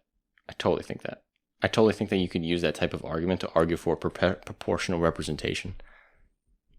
But so you think proportional representation extends to where the lines of the district are? Yeah, I think proportional representation needs to go down to the partisan level and saying, okay, we know that your state is 60-40. Mm-hmm. Your congressional districts have an obligation to send a delegation to the U.S. Congress at about 60-40, making the most compact districts possible. And when I say compact, it's like pretty looking. Yeah. Okay. I think I can get with that. But that's not what they decided. And they're cool with partisan gerrymandering, you know? And case after case happens where like they try to challenge gerrymandering and the court has never been able to decide on it. No. And there are some states that are so gerrymandered. And I'm talking like Wisconsin. I mean, you showed me Illinois. Oh, Illinois is hilarious. Yeah. But Wisconsin is so grossly gerrymandered. Not on the congressional level as much. Yes, on the congressional level, but really on the state legislative level. The state assembly. In 2018, the Democrats won the statewide Wisconsin vote by about 4 points on the state assembly level. But the delegation was 65% Republican, even though the Democrats won statewide. Wow. That's how gerrymandered it is over in Wisconsin. Huh. But it's hard because it's not so much as gerrymander as it's just not proportional. And that's a problem. Yeah. And there needs to be a better way of dealing with this proportionality. Yeah. It's definitely, it seems to be between an art and a science. Yeah. Because it's hard because the data is taken by these districts, right? So it's hard to know, like, where should the lines be drawn? I mean, I'm sure you can look at where there are blue districts versus red, and you can try to, like, if you need more blue representation, you can make those blue districts a little bit bigger and encompass more of the red regions. Mm-hmm. But it's still pretty much a guessing game of, like, how much of that do you do? Yeah. Where do you draw the lines? It's hard. I mean, that's what a lot of the independent ones over in, like, the Independent Commission in Michigan has set up. I think there's 10 or 9 congressional districts, and it's 4 pretty solid Democrat, 4 almost solid Republican, and then 1 toss-up. And that's kind of the way that they kind of do that. I think that's the way to do it. Yeah. I think that's the way to do it if you're going to have this. Sure. And I think that the court in 2004 and again in 2018 could have taken the opportunity to end partisan gerrymandering in the country. Now, obviously, from a legislative perspective, it should have been done last year under the For the People's Act the Democrats tried to pass. I talked about that last week or whenever we talked last. But, So the partisan gerrymandering gets upheld in 2018. Maryland and Wisconsin both brought up to the court, and both are totally cool under the court, I guess. Yeah. And we see even challenges in North Carolina. And Kavanaugh was the hard vote needed to say that partisan gerrymandering was always non-justifiable. So there was some like give and take. A lot of the earlier conservative justices were like we could leave, like, if there's a better argument, we could leave it open. We can leave the door open. Yeah. And then Kavanaugh says partisan gerrymandering was always non-justifiable. Like, it's always cool. You're always chilling. Yeah. So now, I mean, we've talked about this before. I think we talked about this on the last episode. Like, it's just always a dogfight between the parties, right? They're off the leash. So every time redistricting cycle comes around, they're just trying to screw each other over as much as possible. Yep. And I mean, there's something to the fact if both of them are trying to screw each other over at the same amount, maybe it evens out at the end. Mm-hmm. But that's not what we see, because Democrat states are more likely to pass independent commissions, which means that they aren't gerrymandering to the same level. Okay. You know what I mean? Like California, you could gerrymander the Republicans into oblivion. Yeah. But they don't, because they have an independent redistricting committee. I see. Now, New York doesn't have an independent redistricting committee, so New York could gerrymander the hell out of Republicans and kick them all out. That could happen. We'll see. What's next? What do we got? I've got Crawford v. Marion County Election Board. So that's next. There's like Bush v. Gore, 1. Gerrymandering, 2, as far as how this chapter goes. Mm-hmm. Voter ID law. Yeah. That's the next big thing. So Indiana had one of the country's strictest voter ID laws. Mm-hmm.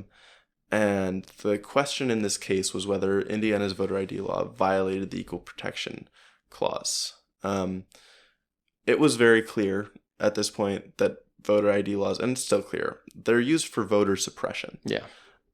Specifically of poor younger voters. It's less likely that a young voter will have an ID, and it costs money to get one. I think in Massachusetts it costs $20 to get a state ID and $100 to get a driver's license when you go to a DMV.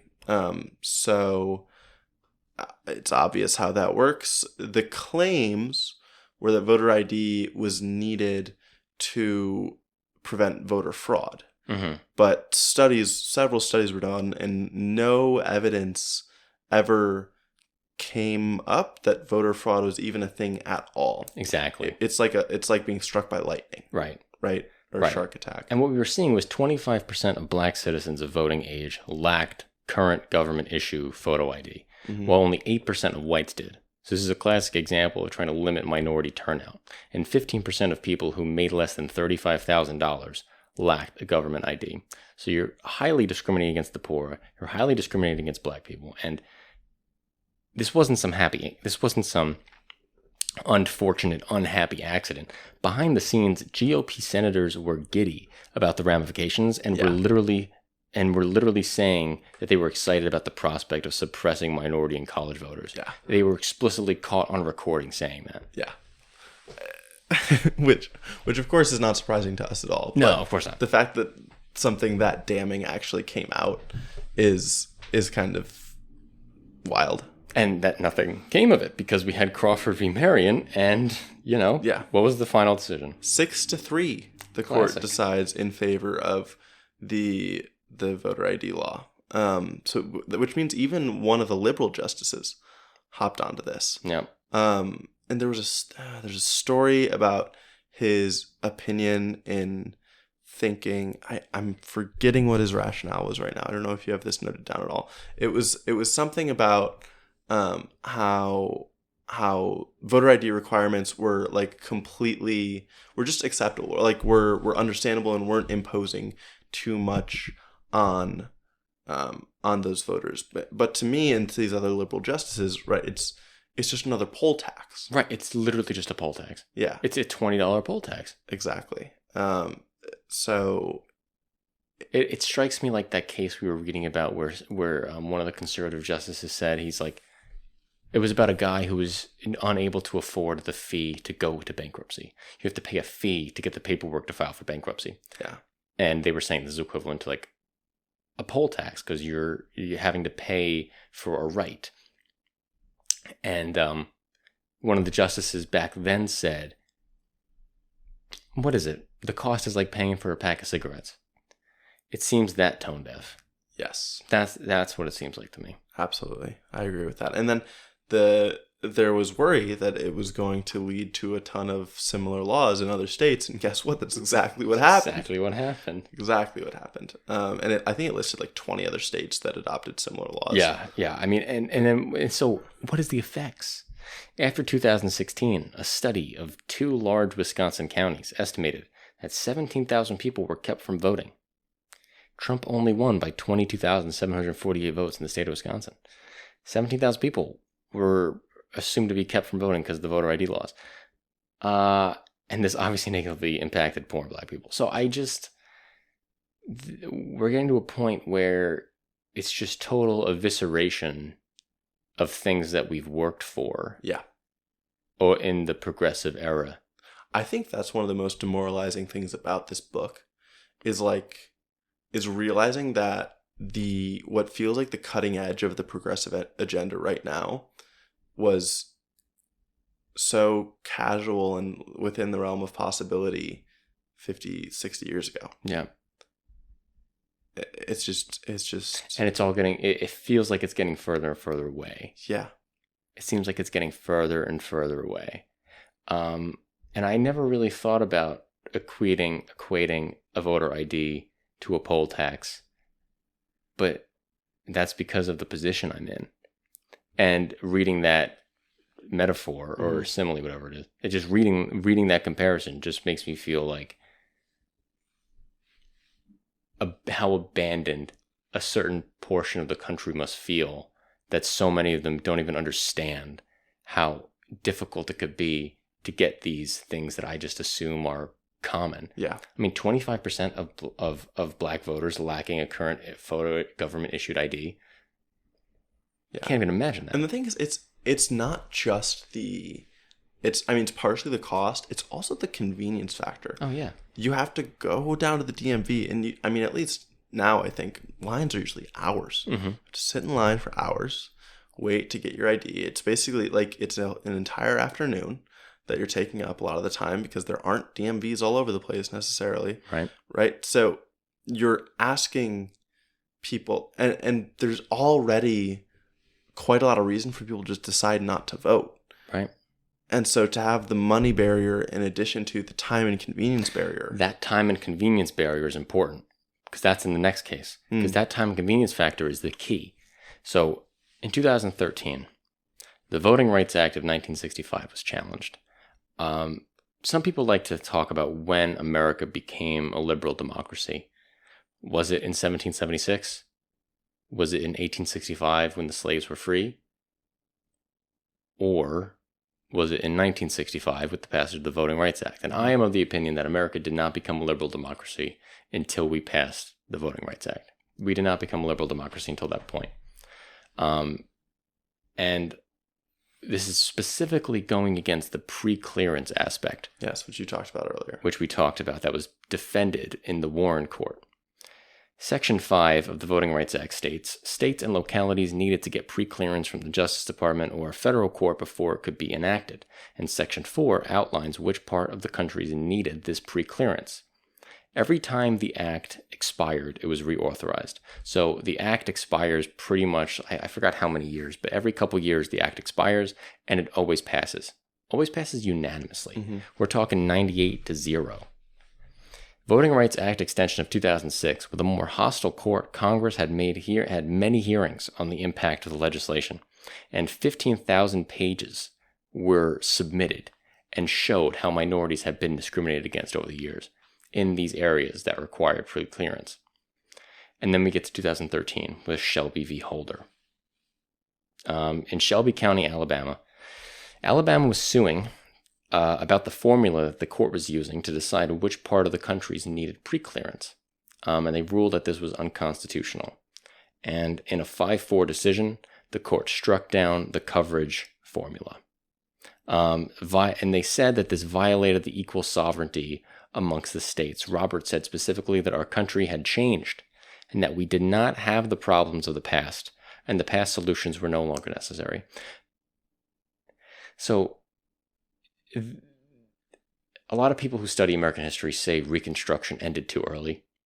And in 1877, American Reconstruction ends, and we take troops out of the South after the Civil War, and we kind of throw our hands up. This comes after the election crisis of 1877, and there's a whole compromise where President Hayes says, okay, Democrats, we know you don't think I actually won, but if you sign on and say I won, Reconstruction ends and we pull all the troops out. And so the Democrats in the South are like, okay, man, that's cool. You be president, but Reconstruction's over now, right? And he's like, yep. So all the troops leave and Reconstruction ends, and that's when the real rise of the KKK comes into being, and all the black people who got elected get thrown out. Yeah, that's the history of Reconstruction for you. And so people say Reconstruction ends there. This is just spitting on the grave of Reconstruction to say that our country had changed and that the problems, and we do not have the problems of the past. Despite 15,000 pages of evidence in support of the Voting Rights Act. And a unanimous passage. In Congress. An almost unanimous passage. Yeah. And this isn't true. And there's no good examples that he cites. And one of the most blatant, there's a good documentary on this on YouTube. I forgot what it is, but just look up this event and you'll find it. In 2001, Mississippi officials actually canceled an election because it looks like the blacks of a town were going to get power. They just canceled the election. Yeah. Just canceled it. Mm-hmm. The Justice Department ended up getting involved, forced them to hold the election, and the town got its first mayor. So don't tell me... First black mayor. First black mayor. Yeah. So don't tell me, John Roberts, that the problems of the past are no longer with us. No. You know, like, just bite me. And what's so funny about this is Roberts admits that he was striking down an act of Congress. And he acknowledges that this was like the hardest thing for the court to do. This was its most humbling power. Yeah. To strike down a law that Congress passed. And he was the guy who was nominated saying, I'm going to call balls and stripes. I'm not a legislator, you know? Yeah, and this is him just explicitly saying, no, you know what? I actually don't give a shit what you pass, how you vote, what the people want. It's not important. Racism's over, baby. I said so. All hail God, John Roberts. All hail God, John Roberts. So then this gets into the convenience thing you were talking about. Yeah. Literally right after this was done, Alabama brought back old voter ID laws that were struck down by preclearance and closed offices that were used to get IDs, mostly in black areas. Yeah. Yeah. And there was evidence like all across the country that voter ID laws were discriminating against minorities, specifically in terms of the offices that were available, and like there being fewer offices where you could get an ID to vote in majority black areas. Yep. Plus there being fewer polling locations in majority black areas. Mm-hmm. Right. Since this decision, there's been 1,000 less polling locations in the South.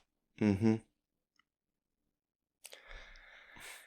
Racism's not a problem anymore, guys. John Roberts said so. Jesus Christ. The guys who ended racism. Abraham Lincoln and John Roberts. I don't know. Yeah. It just blows my mind. Apparently. So the last thing we're going to talk about is voter roll purges. Yeah. And this one is a little more... This one's a little more contemporary with the decision. We're talking in 2018 now. We're at. He talks about some of the history of voter purges, how before the 2000 election, the Florida government wrongfully stopped 4,752 black voters from voting. And again, that's enough to change the election. In Bush v. Gore. Bush v. Gore. That's enough to change it. And we come to a position where in Ohio, they come up with a way to purge someone off the registered voter rolls by saying of voters who had not voted in 2 years, who had missed just one federal election. So this is the whole thing. It's kind of complicated, but I'm just going to go through it here so people understand. The Ohio rule is this. Voters who had not voted in 2 years, who had missed one federal election, received mail notices from the Board of Elections. If they did not respond to that notice and then did not vote in the next 4 years or have any other interactions with the election system, they were purged. So Larry Harmon, who was a Navy veteran who did not vote for a while, tried to vote in 2015, but turned out he was purged out. The Sixth U.S. Court of Appeals ruled in favor of Harmon and explicitly said that this broke the Voting Rights Act. But in 2018, it got to the Supreme Court, and the court ruled in 5-4 that this provision did not break the Voting Rights Act, and now it makes it easier to purge people from voting rolls. Mm-hmm. The contemporary aspect to this was in 2012 to 2016, Brian Kemp was the Secretary of State of Georgia, and he purged around 1.5 million voters between this time and 665,000 in 2017. Brian Kemp, 100,000 of these people were removed for not voting. He then ran for governor in 2018 against Stacey Abrams, and he won the gubernatorial election by 55,000 votes. So who knows how many of those people who was purged under his reign as Secretary of State could have voted, if not nuts, right? Nuts. This is like the manipulation of the system is one of the most frustrating things to me, because there's already so much, like, it already falls so short even without this work being done against it. Yeah. It's just like we said before, it's moving us further away from where we need to be to just be a normal democracy. Right. Oh, then it makes me feel like America has long been, I mean, maybe the 1965 Voting Rights Act wasn't enough to make us a liberal democracy. Maybe we've never crossed that threshold yet. I mean, honestly, I don't think a liberal democracy truly exists until you have proportional representation, in my eyes. I don't see liberal democracy as existing until you reach that point. Do you think the way to do it for, this is just spitballing, for proportional representation, right? To get rid of the problem of something like gerrymandering, and obviously you still need to fix everything, like getting rid of voter roll purges, like stopping vote suppression by giving enough ballot counting places. Is it to have a popular vote by state and give a number of Democratic or Republican Congress people? Two things. It needs to be a mixed member parliamentary system, the same system that operates in New Zealand currently. That is the best way to proportion people. You get local representatives, and then there are basically national popular votes for parties. Okay. And then that national popular vote for parties makes sure everything's proportional, but you still have a local regional representative. Okay. So it's like there would still be representation like the House works right now, plus another group. Exactly. That makes sense. And that's the way to go about it, man. That's the best way to do it. You know, America's so far away from that that's not how America will ever get proportional representation. No, America would need to rewrite its constitution. So the way that we get proportional representation is fighting for anti-gerrymandering laws, fighting for independent state redistricting committees. Mm-hmm. That's how we get, in America, that's how you get proportional representation. And stopping voter suppression. Yeah. Right. That's how you get proportional representation in America, not the other way. Even though the other way is better, it's just not practical. So these two chapters we've read, between campaign finance reform last week, all this stuff about democracy and the right to vote this week, since the 1940s, the real income of the middle class families rose more than twice as... Oh, no. Actually, that's a whole other thing. Don't even worry about that. Don't worry about that. But the combination of the campaign finance stuff, the campaign finance changes, and the changes to voting rights, It's just a decimation of our democracy in totality. And these two things working in tandem really makes a nasty new reality that American politics is now in, where people are vying for the money of the wealthy and not really worrying about the votes for the poor because they don't vote anyway. You know? And it makes it's just sad to see. Yeah. Next week, we will be continuing with this, trudge of terrible Yeah, we'll trudge through events. These, cases. I don't know what I don't have the book on me either. Whatever. Stay tuned. Tune in. Yeah, tune in. You'll see. All right, guys. Deep diving. Now we're deep diving on some awesome, crazy shit. We're going to be talking about the war in Afghanistan, how we were lied to, what was going on. And really, I want to really focus, besides just the generalities of the war in Afghanistan, I want to talk about a book that was written by the Washington Post based off of a long, extensive story. And it's called The Afghanistan Papers, the war that we were lied into. And it's just, if you have a subscription to the Washington Post, which I bet you don't, but go to the Washington Post and read as much as you can of the Afghanistan Papers, because it's crazy to see. It is wild. It's wild. The story is wild. Mm-hmm. So where do you want to start? Do you want to start with how we got into Afghanistan? Yeah, I think so. Okay. So let's start with 1999. We'll start there. Okay. So sure. 1999, the UN Security Council adopts the resolution 1267, and it creates the so-called Al-Qaeda and Taliban Sanctions Committee. And this is the first time these two groups are getting linked together. Mm-hmm. From an international perspective, the Al-Qaeda and the Taliban are now linked and are grouped as terrorist entities and impose sanctions on their funding, travel, and their arms shipments. Now, the Taliban, the reason this was happening was the Taliban was giving Al-Qaeda sanctuary to operate. And since the Afghanistan government was giving Al-Qaeda this operational capacity, the UN saw fit to classify them just as bad as the terrorists themselves. Mm-hmm. I think I agree with that so far. I think that's fair. Sure. Yeah. If you're going to harbor international terrorists, you should be classified as such too. Yeah, I'll agree with that as well. Right? I think that's fine. I think so far we're not in the bad stuff. Mm-hmm. In September 2001, before September 11th, the Northern Alliance, which is the anti-Taliban coalition, the Taliban's strongest regions are in the southwest. If you pull up a map of Afghanistan, I want you to look at the province of... oh, man. It starts with an H. I should know this, though. I'm going to pull it up. Provinces.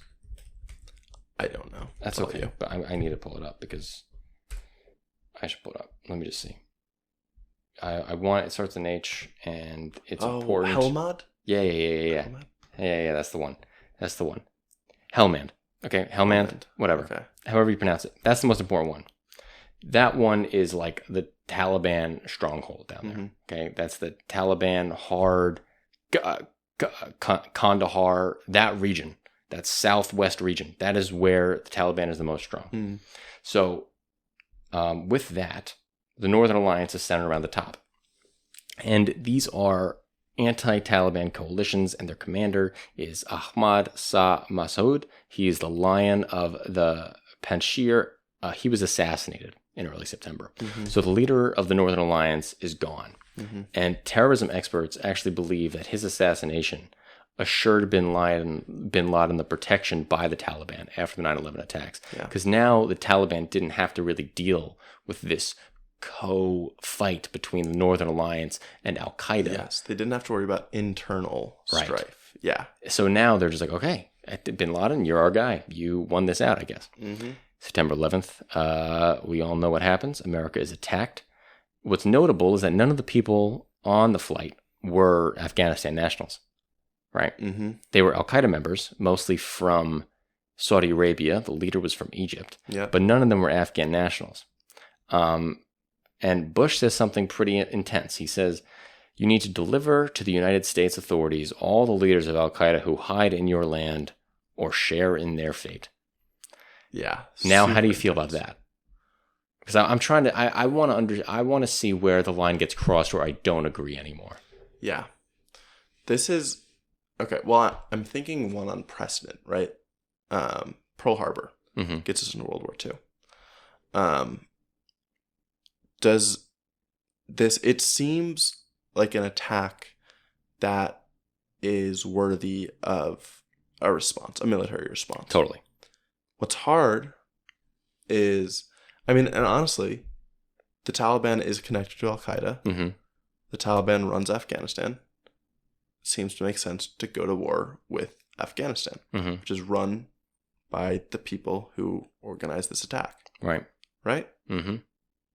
So far, That's where I'm at. So far, I'm cool with it. I think we'll get into this, but I think there's a way to reincorporate the Taliban in a better way. I don't know if we'll get to this, but I don't know if equating the Taliban and Al-Qaeda on the punishment level with this military is the same way, because I think you can whip the Taliban into better behavior. I think that might be fair. The question is how. Right. And the question is how. So then, September 18th, we have a joint resolution to attack those who attacked us on 9/11, which Bush used to do a bunch of things, the Patriot Act, all this other stuff. All these other things come down into the joint resolution. Mm-hmm. October 7th, the bombing begins. We have American and British forces bombing Afghanistan. Now, what's important to remember is this was kind of a bilateral team with the United States and the British in the beginning. Yes. It goes into a more multinational approach later on. Iraq never becomes multinational. It really is just the United States and Britain going at it against Iraq. But in Afghanistan, it becomes multinational. I'm going to correct you right now to Iraq, just so we don't get the comments. What did I say? Iraq. Oh, Iraq? Yeah. Oh, whoops. Yeah. Dude, so many people were so mean to me about how I pronounced Iran. Like, learn how to pronounce Iran, idiot. I know. I'm like, dude, come on, man. You know what I'm talking about. Give me a break. Yeah. So the airstrikes are going down, and the Northern Alliance and ethnic Pashtun anti-Taliban forces in combination with special forces are all going at it. So America actually curated a fairly good internal Afghanistan alliance between the Northern Alliance, the ethnic Pashtun people who are against the Taliban. It seems like they're actually able to get a good multilateral position on the world stage to say, look, there are these other aspects of Afghanistan that are with us. Mm-hmm. We're going to use these people who want a better form of government. We're going to give it to them. Yes. So far, this makes sense. Yep. 12 days later, America sends in the ground forces. I'm still cool with it. America's got to take this stuff down. And in November, the Taliban unravels very, very quickly. Very quickly. At the Battle of Mazar-e-Sharif, November 9th, 2001, this leads to a Taliban rout. Allied forces loyal to Abdul Rashid Dastum, an ethnic Uzbek military leader, led the assault. I just think it's cool to note the people who are behind attacks like that and cool battles.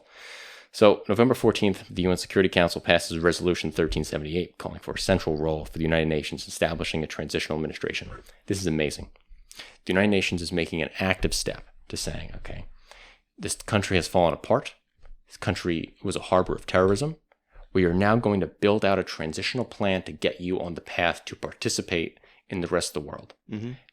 This is exactly what has to be done. The fact that this isn't like America totally giving its whole hand and smashing it down on the country, this is the way to go about it. Yes. Right? December, Bin Laden escapes. And this is when everything goes to hell. Yes. Because Bin Laden escaping should have been unacceptable. The fact that Bin Laden was able to get out shows a very, very fatal flaw in the American capacity to wage war in this country. Mm. We are now at December. We came in September, right? So have been there for 3 months. The Taliban has routed, but still, Bin Laden is able to escape. Mm-hmm. And the fact that that's happening means that whatever control we're able to create isn't true control. Yeah. And if there's ever a time to double down on the Afghanistan war, it's right now. It's right now when we realize that we don't have the place locked down. Bin Laden got out. But we don't, because the Taliban's been routed. Right. We feel like it's exactly the opposite. It's our time to take our foot off the gas. Right. And we have an interim government getting established. An interim government is getting established. A conference in Bonn, Germany. Parties were invited to discuss power. This is another fatal flaw.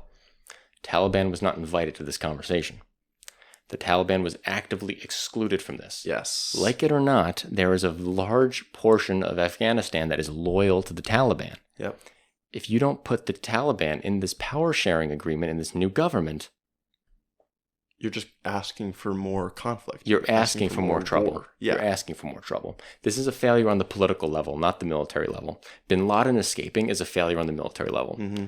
This aspect of not including the Taliban was a failure on the political level. Yeah. And I blame American leaders. Yeah. But what do I blame them for? I blame them for listening to the members of the Northern Alliance, because the Northern Alliance members convinced the United States that Afghanistan was more anti-Taliban than it was. Okay. The Northern Alliance convinced American ambassadors, American directors. And American leadership wanted to believe it. Right. Because they had bigger fish to fry. Yeah. They wanted to move on. And then that's when this really goes into hell here. And now, again, we're going to see American military successes, which is good still. We have Operation Anaconda in March of 2002. This is the first major ground assault. They targeted 800 Al-Qaeda and Taliban fighters. But notice how it's 800 Al-Qaeda and Taliban fighters. The ranks are getting mixed here. And I think the ranks are getting mixed is because the Taliban aren't included. If the Taliban had an incentive to see the new interim government survive, they might not have been fighting with Al-Qaeda at all. Sure. They might have just said, okay, yeah. Yeah. It's hard because, of course, U.S. leadership has an incentive to completely exclude Taliban leadership from the new government. Right. And they really would have had to kind of thread a needle on giving the Taliban enough power to leave them happy, but hopefully not so much that they would completely take over the government again. Right, and we've learned this lesson at this point because we've learned this lesson from Japan. We nuked Japan twice. We beat Japan in a war, but we didn't throw away their government system. We didn't kill the emperor. Instead, we had pictures of MacArthur and Emperor Hirohito in the same room standing next to each other smiling. And now Japan is our closest ally. And they were immediately after this, World War II. They became our closest ally because we were able to rope them into our system. And America didn't take their good example and apply it with the Taliban. What do you think it was? Do you think it was honestly like emotional leadership by Bush? Like, oh my God, you attacked us. That was so horrible. I'm not okay with standing in a room and smiling with you. I don't want to totally blame Bush. I think there was some fault on the American public too that just wanted to see the blood. Yeah. And wanted to see the total change, which I don't blame them. That does make sense. I don't blame them. Right? And I can already picture aspects of, God forbid, there's another terrorist attack a year later. Yeah. Bush decided to include the Taliban, like in the power sharing agreement in the new government system. I understand the political hurdles to that. Yeah, it also makes sense. I'm thinking again, like World War II, right? Pearl Harbor was bombed, which was a military base. It was not a civilian hub. I think that's extremely different with what happened on 9/11. Yeah. Plus, the shaking hands with Hirohito happened 2 years after. And this timeline seems much more condensed. That's actually really fair, right? It's super fair because this is way more recent. Yeah. We can't have pictures with the Taliban 6 months after they just harbored the people who destroyed attacked our greatest city. Sure. Yeah, that's right. New York is our greatest city. But now, at this point, March 2002, Operation Anaconda is successful, and then this is where America makes the largest mistake, and I believe the most gross misuse of American trust. The United States pivots to Iraq. And with this pivot, America declares victory. And the declaration of victory is too soon. It's overzealous. And we move on to a different policy of reconstructing Afghanistan. And at first, we get some pretty good things coming out of our leadership. Bush says, by helping to build an Afghanistan that is free from this evil and is a better place in which to live. We are working in the best traditions of George Marshall. Now, George Marshall designed the Marshall Plan, which rebuilt Western Europe from the ashes of World War II. And the U.S. Congress has appropriated $38 billion in reconstruction aid to assist Afghanistan from 2001 to 2009. And these are all great things. The transitional government gets named. We establish a new reconstruction model that is including NATO. We are giving command of individual PRTs. These PRTs are provincial reconstruction teams. We're giving them over to NATO states. So like the NATO community is involved in rebuilding Afghanistan. Mm-hmm. Again, this is international. This isn't America going at it unilaterally. Because we also wanted to not be seen as nation builders. Like, right. We didn't want the imperialist label and that stigma. Mm-hmm. So if we instead give it to the international community, we can kind of rid our hands of it. Right. Now, this approach gets kind of ridiculed. U.S. Institute of Peace called it an ad hoc approach. I don't think it's that bad. I do understand how lacking some type of central authority between the PRTs can be a little difficult. I understand that. But I don't think it's the worst thing. Okay. This is where I feel like it's hard for me to speak on this because I don't know what good what does good look like in a place that you've just kind of decimated. What does that look like? Yeah, I don't know what that looks like either. I mean, I have no clue, right? I'm just using my guessing game. Yeah. I'm like, I like to think that local control of these regions and including the local community as much as possible in their own security would make them more anti-Taliban by making them feel that their security is their own priority. Yes. And you know what I mean? Definitely. So, but by May 2003, Bush says major combat is over, and there's 8,000 troops in Afghanistan by this point. I'm not going to go through the whole rest of this, but the main thing that I wanted to give you the lead up of the war, how it basically gets to this point. And then we're there for another 10 years, another 20 years, about. Obama recommits hardcore. They develop a so-called new strategy. Changes of command happen. Trump comes in. We drop the largest bomb ever created that is a nuclear bomb on them. It's still not over. And then eventually Biden gets out, becomes a train wreck. Yep. Plummets his approval, and now we're here where Taliban is there in control, and we've gained nothing. No. And so that's where we completely lost the war. Completely lost the war. I think that's where we were at now. If we look at this timeline again, I think we could have won the war in March of 2002. After the success of Operation Anaconda, and we start restructuring Afghanistan, at this moment, if America doesn't go into Iraq, and America makes the decision to double down in Afghanistan and secure the Pakistani border to Afghanistan, because a lot of the Al-Qaeda fighters and the Taliban fighters escaped to Pakistan. Mm-hmm. And they would continue to cross that border. Right. To assist in the fighting. And the Afghanistan president even said at specific points, he's like, we need more troops on this because they're coming in through this border. Mm-hmm. And this is very similar to what was going on in the Vietnam War with Vietnamese soldiers coming in through Laos and Cambodia into the South Vietnam. We're not saying you want to bomb Pakistan. That's not the thing. We shouldn't be bombing Pakistan, but we should have more operational capacity on the border of Afghanistan. But America isn't committing troops. Why aren't they committing troops? Because they're in Iraq. And so this brings us to a good anecdote here, where during a meeting with President Bush, Donald Rumsfeld goes up to him and he's like, hey, Bushy, my boy, 2 of our generals are here, and you should probably catch up with them while they're around. And he goes, oh, which 2? He says, Tommy Franks, he's going to be in town. This is 3 months or 6 months before the war in Iraq starts. So Tommy Frank is going to be in town, and he's in charge of planning for the war in Iraq. And Bush is like, okay, cool. I'll definitely meet with him. And then Donald Rumsfeld goes, okay, Dan McNeil is also going to be around. Bush is like, who's Dan McNeil? And Donald Rumsfeld responds, Dan McNeil is our current war commander in Afghanistan.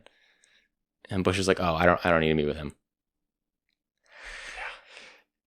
Afghanistan wasn't even on his mind anymore. Yeah, Afghanistan was a completely secondary effort. I think what I read was the split was like 85-15, maybe 90-10. Yeah. Attention to Iraq versus Afghanistan. And it's just a waste. Iraq was a waste. If Afghanistan was a waste, Iraq was a waste. Yeah. You know what I mean? Totally. And so here we are. We're at the end here. We've gotten out. Mm-hmm. Joe Biden has pulled out. We have spent $2.1 trillion trying to build up Afghanistan. $2.1 trillion. To put that in perspective, that could have ended American homelessness. It could have gotten every American free college, and it could have started a single-payer healthcare system. All of those things could have been paid for. But instead, we spent $2 trillion killing countless people and losing countless lives. Yeah. To eventually get nothing for it. Including civilians. So many civilians. So many. And that made it hard to fight the Taliban, too. That made it so hard to fight the Taliban. We just continued to radicalize people. Right. Because we used such a blunt tool in trying to fix this problem. We were talking, there's a good quote somewhere in here where a general was explaining how we're having tactical victories, sure, but we have so many strategic failures because for every one Afghan civilian we kill, we create 5 more Taliban, Al-Qaeda aligned fighters. Yeah. There's no way to win a war like that. Mm-hmm. And so now this one gets nation building gets so difficult. What is the role of the military here? And this is, again, we haven't even gotten into the Afghanistan papers yet. This is all just Afghanistan background knowledge.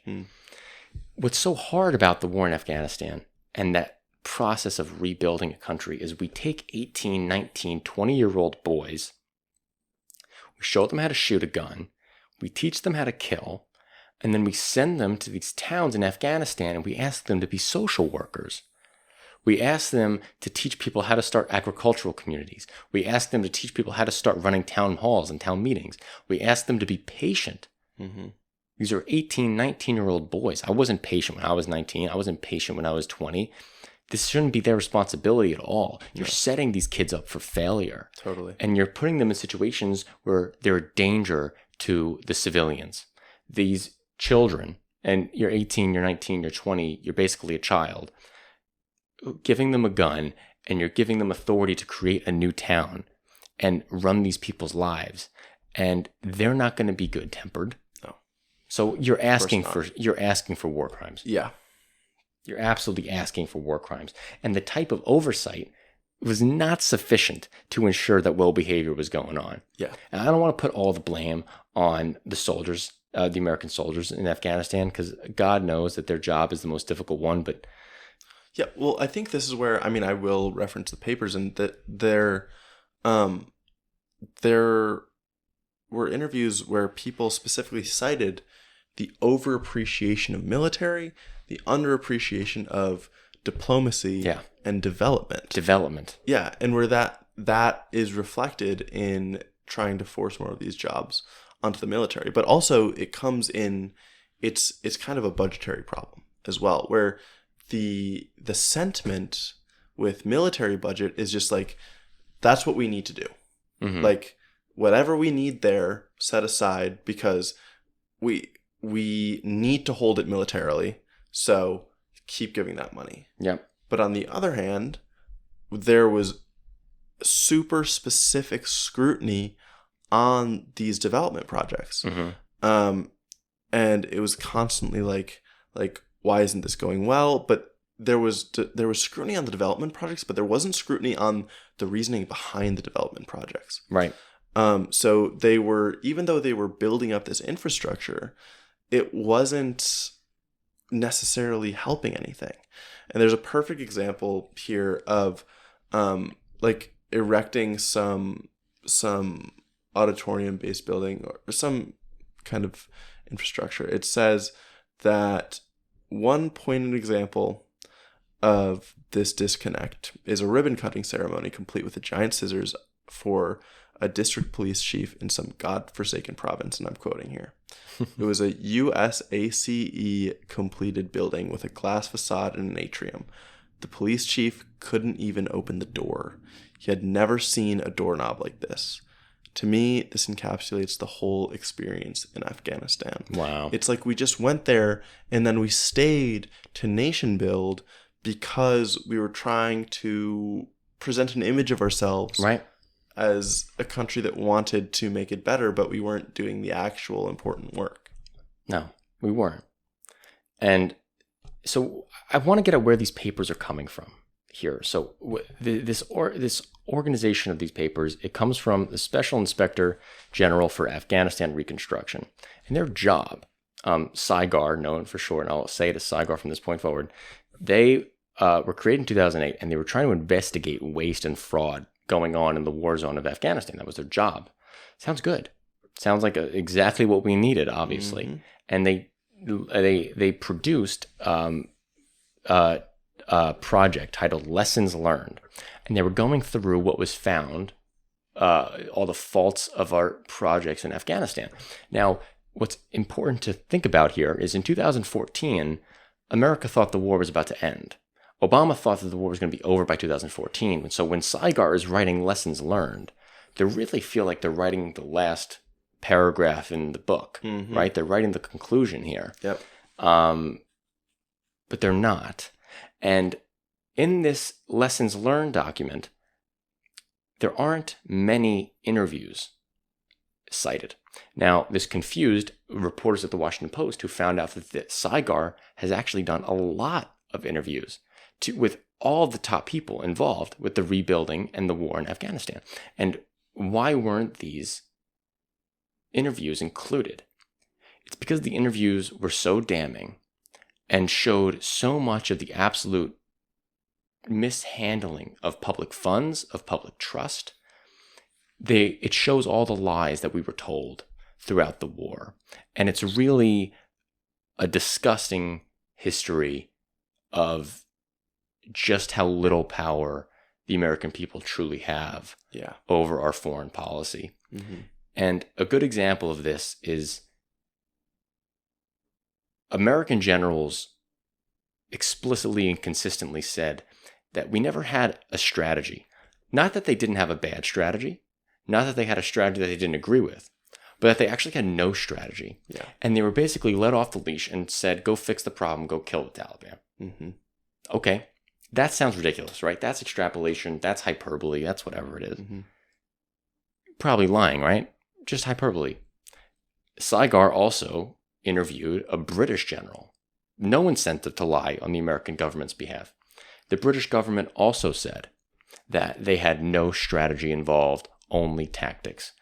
Tactics can't win wars. If you don't have a strategic vision for the war, you can't win. Mm-hmm. And we have generals from two different countries firmly admitting that their nation gave them no strategy for success, no definition of success, no strategy for victory.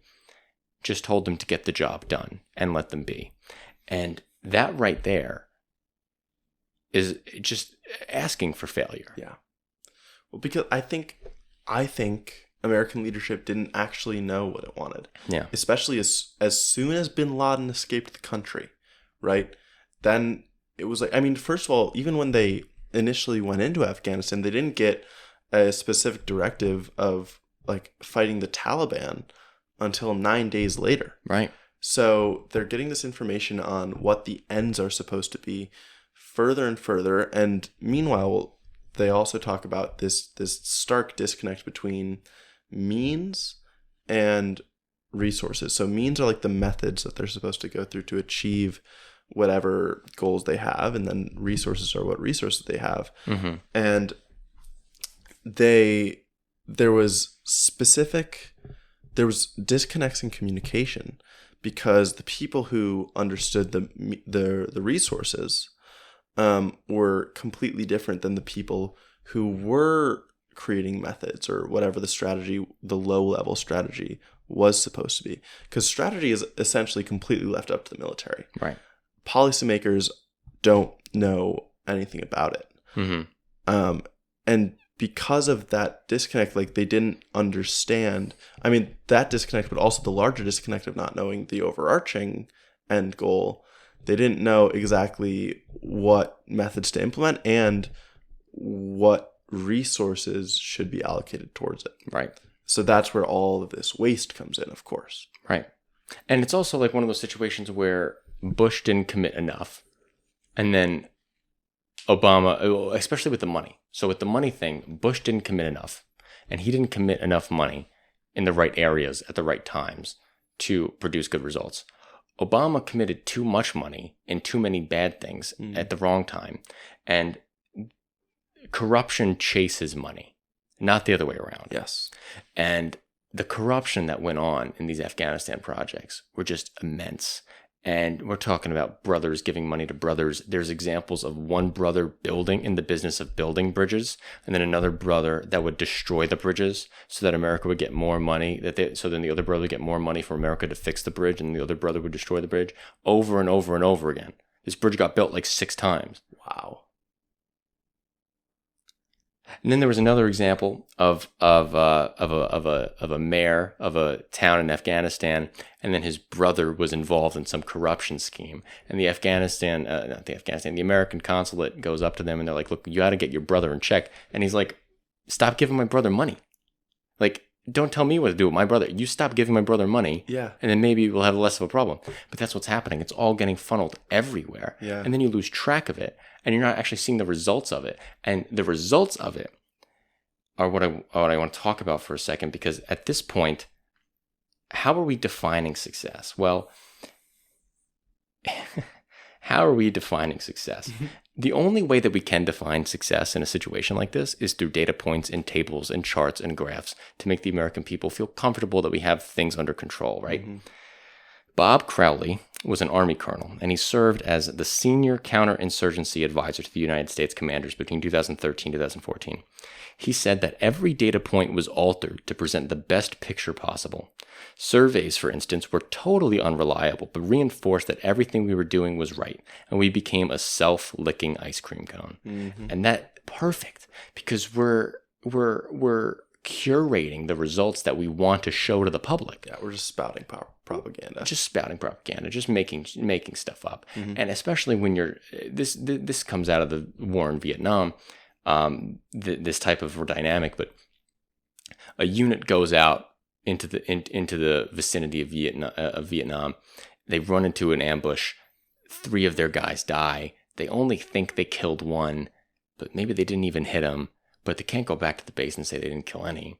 So they say, "Oh, we got 1 guy. We lost 3." Mm. Then the sergeant's like, or whatever, the colonel's like, "Oh my God, I can't go back to my general and say that I lost 3 for 1. It's got to at least be more Americans, less Americans die than Vietnamese." Okay, so we killed 4. They got 3. Mm. Then the general goes to the president. The president says, "Oh my God, well, we can't say that we're only doing that. I mean, it's got to be more than that." So then they change the number again. Wow. And that happens consistently throughout the war in Vietnam. Mm. And happens the same time in Afghanistan. The same dynamic is going on. Mm. The same exact dynamic is going on. Do you think... Sorry. Yeah, you go. Do you think there's a difference between like these wars, which are kind of not... I mean, Vietnam proxy war, but I'm trying to think like kind of more nation-building wars?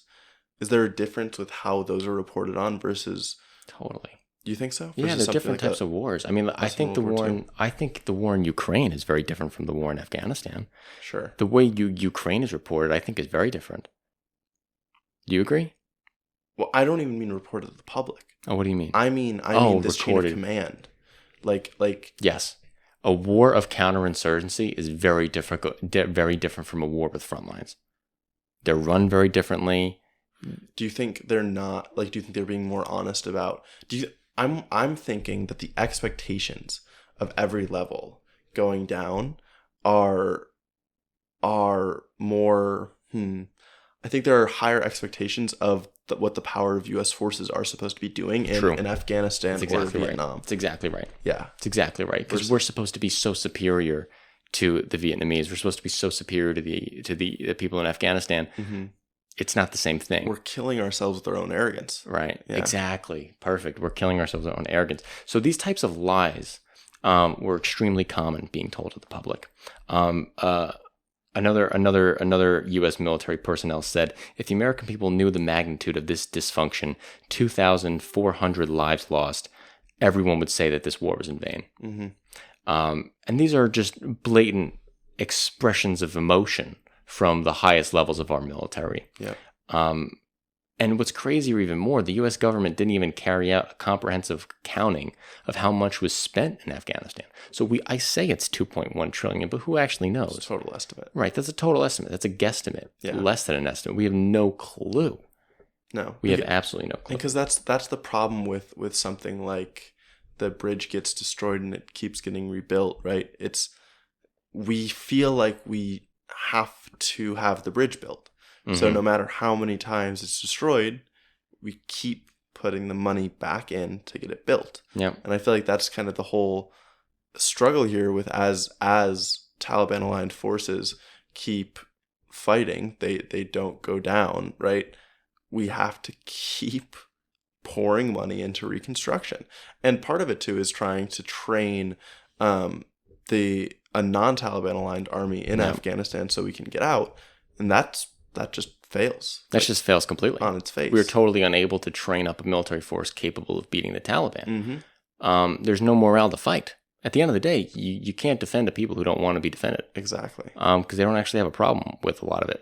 You go to the center of Kabul. Sure, I think there are a lot of people who will go in and say that they want to defeat the Taliban in Kabul proper. I think actually the constitution of Afghanistan was actually pretty great. They had measures to make sure that women were represented in government in a way that America doesn't even do. They said a specific number of their senators have to be women.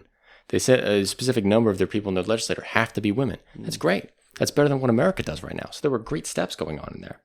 But we're talking about the cost of reconstruction of Afghanistan. We spent more money to build up Afghanistan than we did in inflation-adjusted dollars than the whole of Western Europe after World War II. I mean, but we know why that is. There was no counterinsurgency in Western Europe. Exactly. Right? Exactly. Fighting a war of counterinsurgency is just fundamentally different, and America didn't know how to do it. And we still don't. And now here's why don't we? So this is my thing. This is what pisses me off. We did this already in Vietnam. We already did this. Exactly. Weren't we supposed to learn from these mistakes? No, we didn't, because nobody was fired. Nobody was held accountable, and the documents didn't change. They're arrogance. Yeah. People, I believe, at the top levels of the military, we've fired 2 generals in the last 60 years. The first one was during the Korean War. The second one we'll talk about in a second. Okay. The second one happens recently.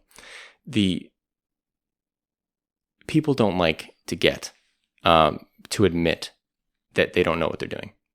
And to hold someone at the highest levels of our government accountable shows that the government can get things wrong, and shows that we're not perfect up here with our 4 stars. Especially if it's not at the very highest, that means it's the president admitting that he's gotten something wrong. Right.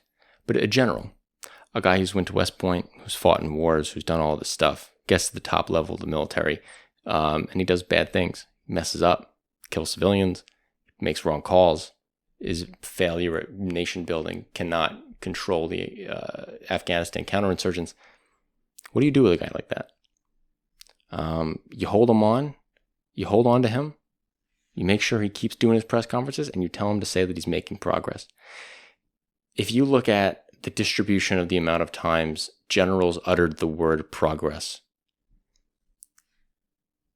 the generals, to the public, generals said the word progress more often when the war in Afghanistan was going worse and worse and worse and worse and worse. Yeah, that makes all the sense in the world. Makes all the sense in the world, right? Yeah. So what happens to the guys who do tell the truth? There was General McKiernan between 2009 and 2010, or 2008 to 2009. He was only general for about a year, leading the war in Afghanistan. He was only there for about a year. Why was he only there for a year? This was the only general since the Korean War to get fired from his post. Wow. Because he told the truth? Because he told the truth. He said that we were losing. He said that we needed more men. He said that we were in trouble. He said that things are going to get better before they get worse. And he was fired, and he was replaced. And asked why he was replaced, everyone said, no, he didn't do anything wrong. Didn't do anything wrong. Just, we want to try something new. But The Guardian had a really good post, a really good article titled "The Curious Sacking of General McKiernan," after it happened. And I definitely think it's something that you should go look into more in detail. Because I'm not an expert on it. But yeah, he got fired for telling the truth. Interesting. And it creates this cycle of nobody wants to be truthful anymore because the truth tellers get punished. Yeah. And we lead to just, yeah. Which is like the whole point of a democracy that's founded upon freedom of speech is that you avoid these problems that usually come out of an autocracy. Yeah. Right? That you're just focused only on controlling the information and the narrative so that you constantly project strength even when it's not there. But when it comes to this particular part of our executive branch that has that's already so kind of anchored, or like they're so hard to unseat. Mm-hmm. It almost is run like an autocracy, right? Because they do have such power in the military, and it is only in their interests to keep projecting this image. Exactly. And then, look, the last thing I want to touch on, and I don't have a lot of information about this because I didn't have the time to read into it more, but I wish I did, was the role that opium played. Well, this I know it funded the entire Taliban Al-Qaeda war effort. Like it is the only major source of funding they had. Was selling their opium to international markets. Besides direct financial support, which I think they got some of from Russia. Yeah, a little bit. Yeah, but opium was the main. And then America was then America was fighting a drug war across the world. They couldn't even win the drug war at home, but we're going to go fight a drug war in Afghanistan trying to get this opium. I mean, it was just a whole mess of shit. And it just could have gone differently. If America didn't enter Iraq and didn't invade Iraq and could have focused totally on Afghanistan and put troops on the Pakistani border, it could have gone different. Mm-hmm. Include Taliban at the conference, at the Bonn conference in Germany. Things could have absolutely gone different. Yeah. But instead, the Taliban is currently in power in Afghanistan again. America has gained nothing. Yeah, but in addition to those moves, like they still needed more accountability internally. Like they still needed to acknowledge failure where there was failure, be able to adjust to that, right? Like be truthful internally and externally. Like there needs to be more transparency. Yeah. At the end of the day, there just needs to be more transparency. We can't be fighting wars with the American people not knowing what's going on. Exactly. But I can see from the government's perspective of there being like why it's self-perpetuating, of them saying we need the people's support because we still need to accomplish this mission. The only way to do it is to keep getting funding for it via the people's support. Mm-hmm. So part of our mission now is to misconstrue this. Yeah, that becomes a part of the mission because it becomes a part of the mission to secure funding. Mm-hmm. And the process of securing funding is making the people happy. Yeah. But what if you can't make the people happy? What if it's all bad news? Yeah. And that's where... Then accept that it's time to go home. Accept that it's time to go home. And that's what they should have done either a long time ago or win it early or not go into Iraq. But yeah. That's the war in Afghanistan, guys. It's crazy. We're out. We're out. If there is a silver lining, we are out. And it was a disaster to get out. But I'm glad we're out. At the end of the day, I'm glad we're out. Yeah. There was no winning. If there was a way to win, maybe I would be okay with staying in. But there isn't a way to win. No. It got so bad at a certain point where people were coming in saying that they had new ideas, but these were actually things that were tried in 2004. Wow. Like that's how bad it got. Like people, like that's how, and that's also like, because people who were in like junior high, high school when the war started, then went into the government agencies and thought they had these new fresh ideas, but they were actually things that had been tried. Like it was just, it's a nightmare. So God willing, we never enter a war like that again. I'm not totally convinced that America will make the same mistake. We need to humble ourselves as far as our position as nation builders. And this is where like as we have a war in Ukraine right now and we foresee a potential war in Taiwan, we're going to be looking at opportunities to once again be making very important decisions on how we intervene. And I think we've done it well so far in Ukraine, because we're not on the ground. We're supporting them with weapons and ammo. It's not an insurgency, but it's, I don't know, it's just dangerous to us and much more to all of the civilians in the places that these happen. Yeah. Yeah. All right, guys. Everything sucks. Everything sucks. Trying to fix it. Thanks for tuning in, guys. Thanks, guys.